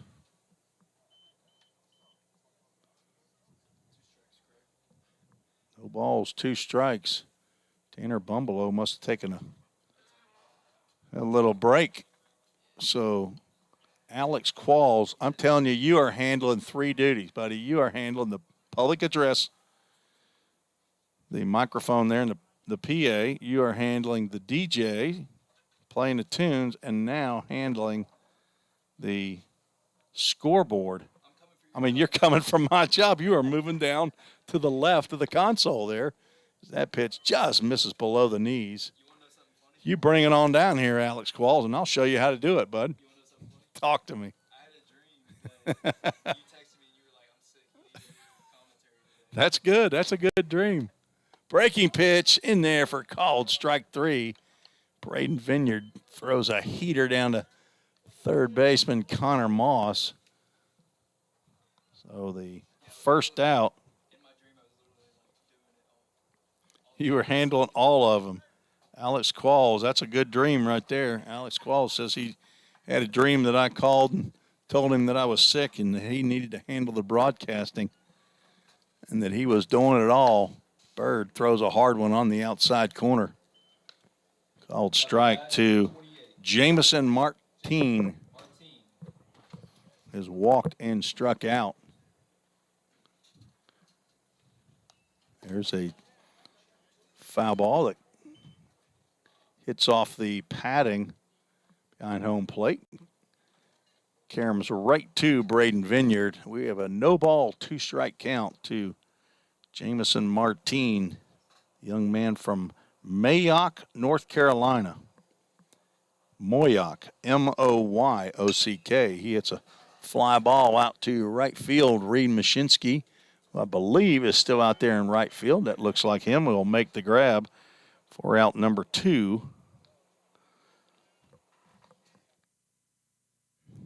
Not sure if we will have the bottom of the 7th as we did in game 1. Maybe BCA will send out maybe Jeremy Kreider, who finished the 6th inning. Or maybe they'll just say, let's go on home as the first pitch into Jason Campbell's a called strike. They got a 3-hour drive back to Knoxville. And it's an hour later there. It's already 9 o'clock as we're now no balls, 2 strikes to the BCA third baseman who's 0 for 2.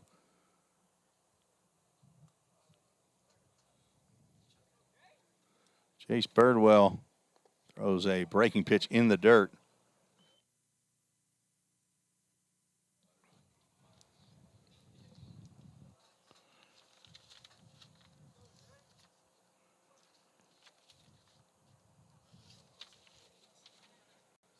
Fastball swung on and fouled off to the right side.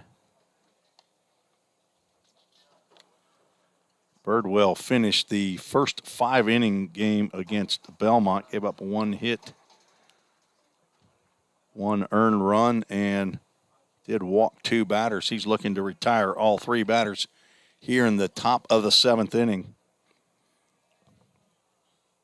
Pioneers have 13 runs on 9 hits, 5 of which were in the bottom of the 6th inning.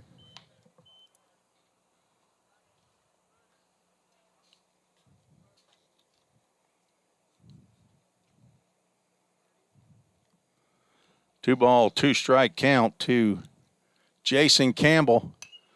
Swung on, fouled straight back.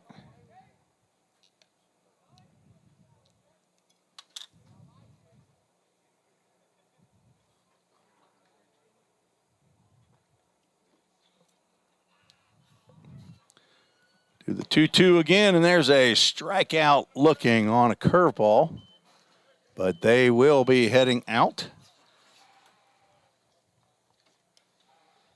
as everybody's coming out of the dugout to high-five Chase Birdwell and all the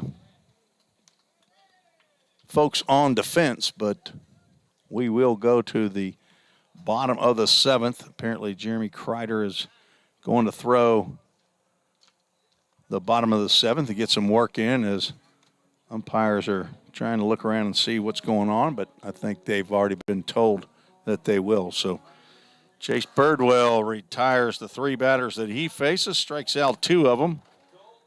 And we'll take a quick break, be right back for the last half inning here at Pioneer Field. You listen to the VolState Sports Network.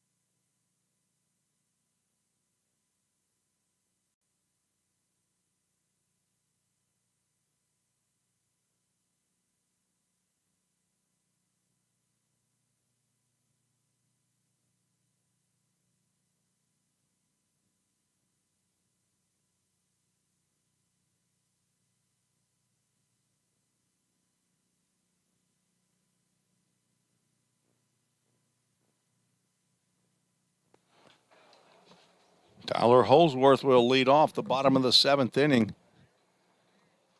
A game that will be a complete 7-inning game. Jeremy Kreider back out on the mound for BCA, getting some work in, and the first pitch he delivers to Tyler Holsworth in there for a called strike. Holsworth doubled and scored in the 6th inning, the 6-run 6th inning.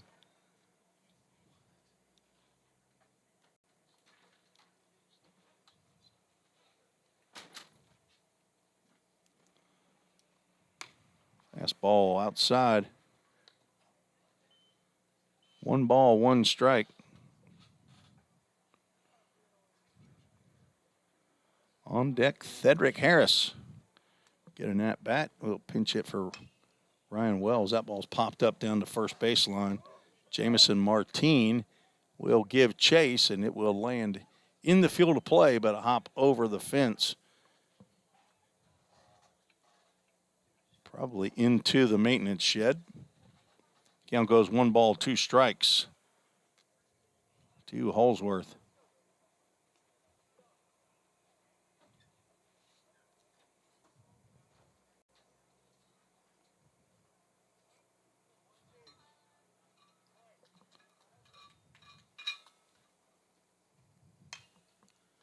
Another foul ball.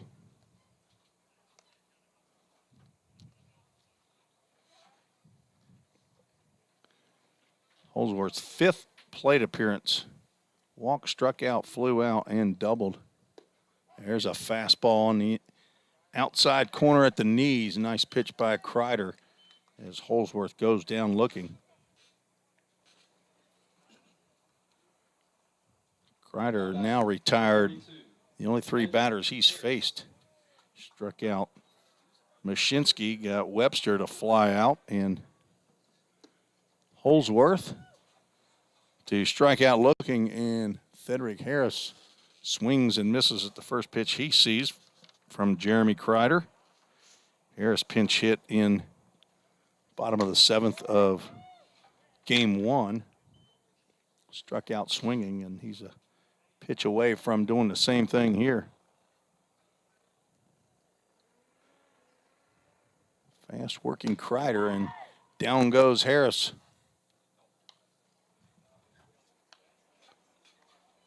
Third strikeout for Jeremy Kreider.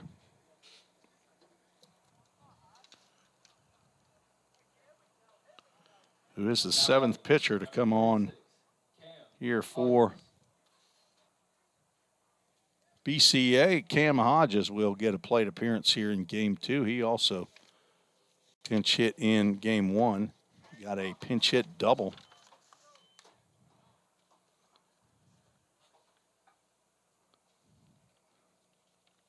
Scored a run in the 6th inning. There's a fastball on the outside corner. He might have needed a fungo to get that one. Kreider is working quickly. Umpire that time did stop the pitcher before he delivered that pitch, before Hodges was ready. Kreider getting the ball, getting the sign, and getting into his windup. Breaking pitch on the inside corner, and that will end the evening right as the clock turned to 8:01 Central. Jeremy Kreider looked good in his 1 2/3 as he gets Cam Hodges looking for his 4th strikeout. Struck out the side. Gave up no hits in his 1 2/3. Retired all 5 batters that he faced.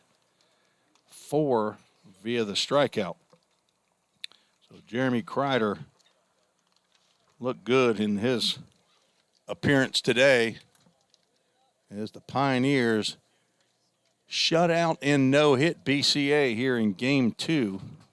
No runs, no hits. They did have, I believe, 2 errors. VolState scored 13 runs on 9 hits and had 1 error. So the Pioneers take 2 from BCA Athletics, 21-6 in game 1 and 13-0 here in game 2. Next action for the Pioneers is October 15th, Saturday, at Trevecca in Nashville, Trevecca Nazarene University. A doubleheader starting at 1 o'clock.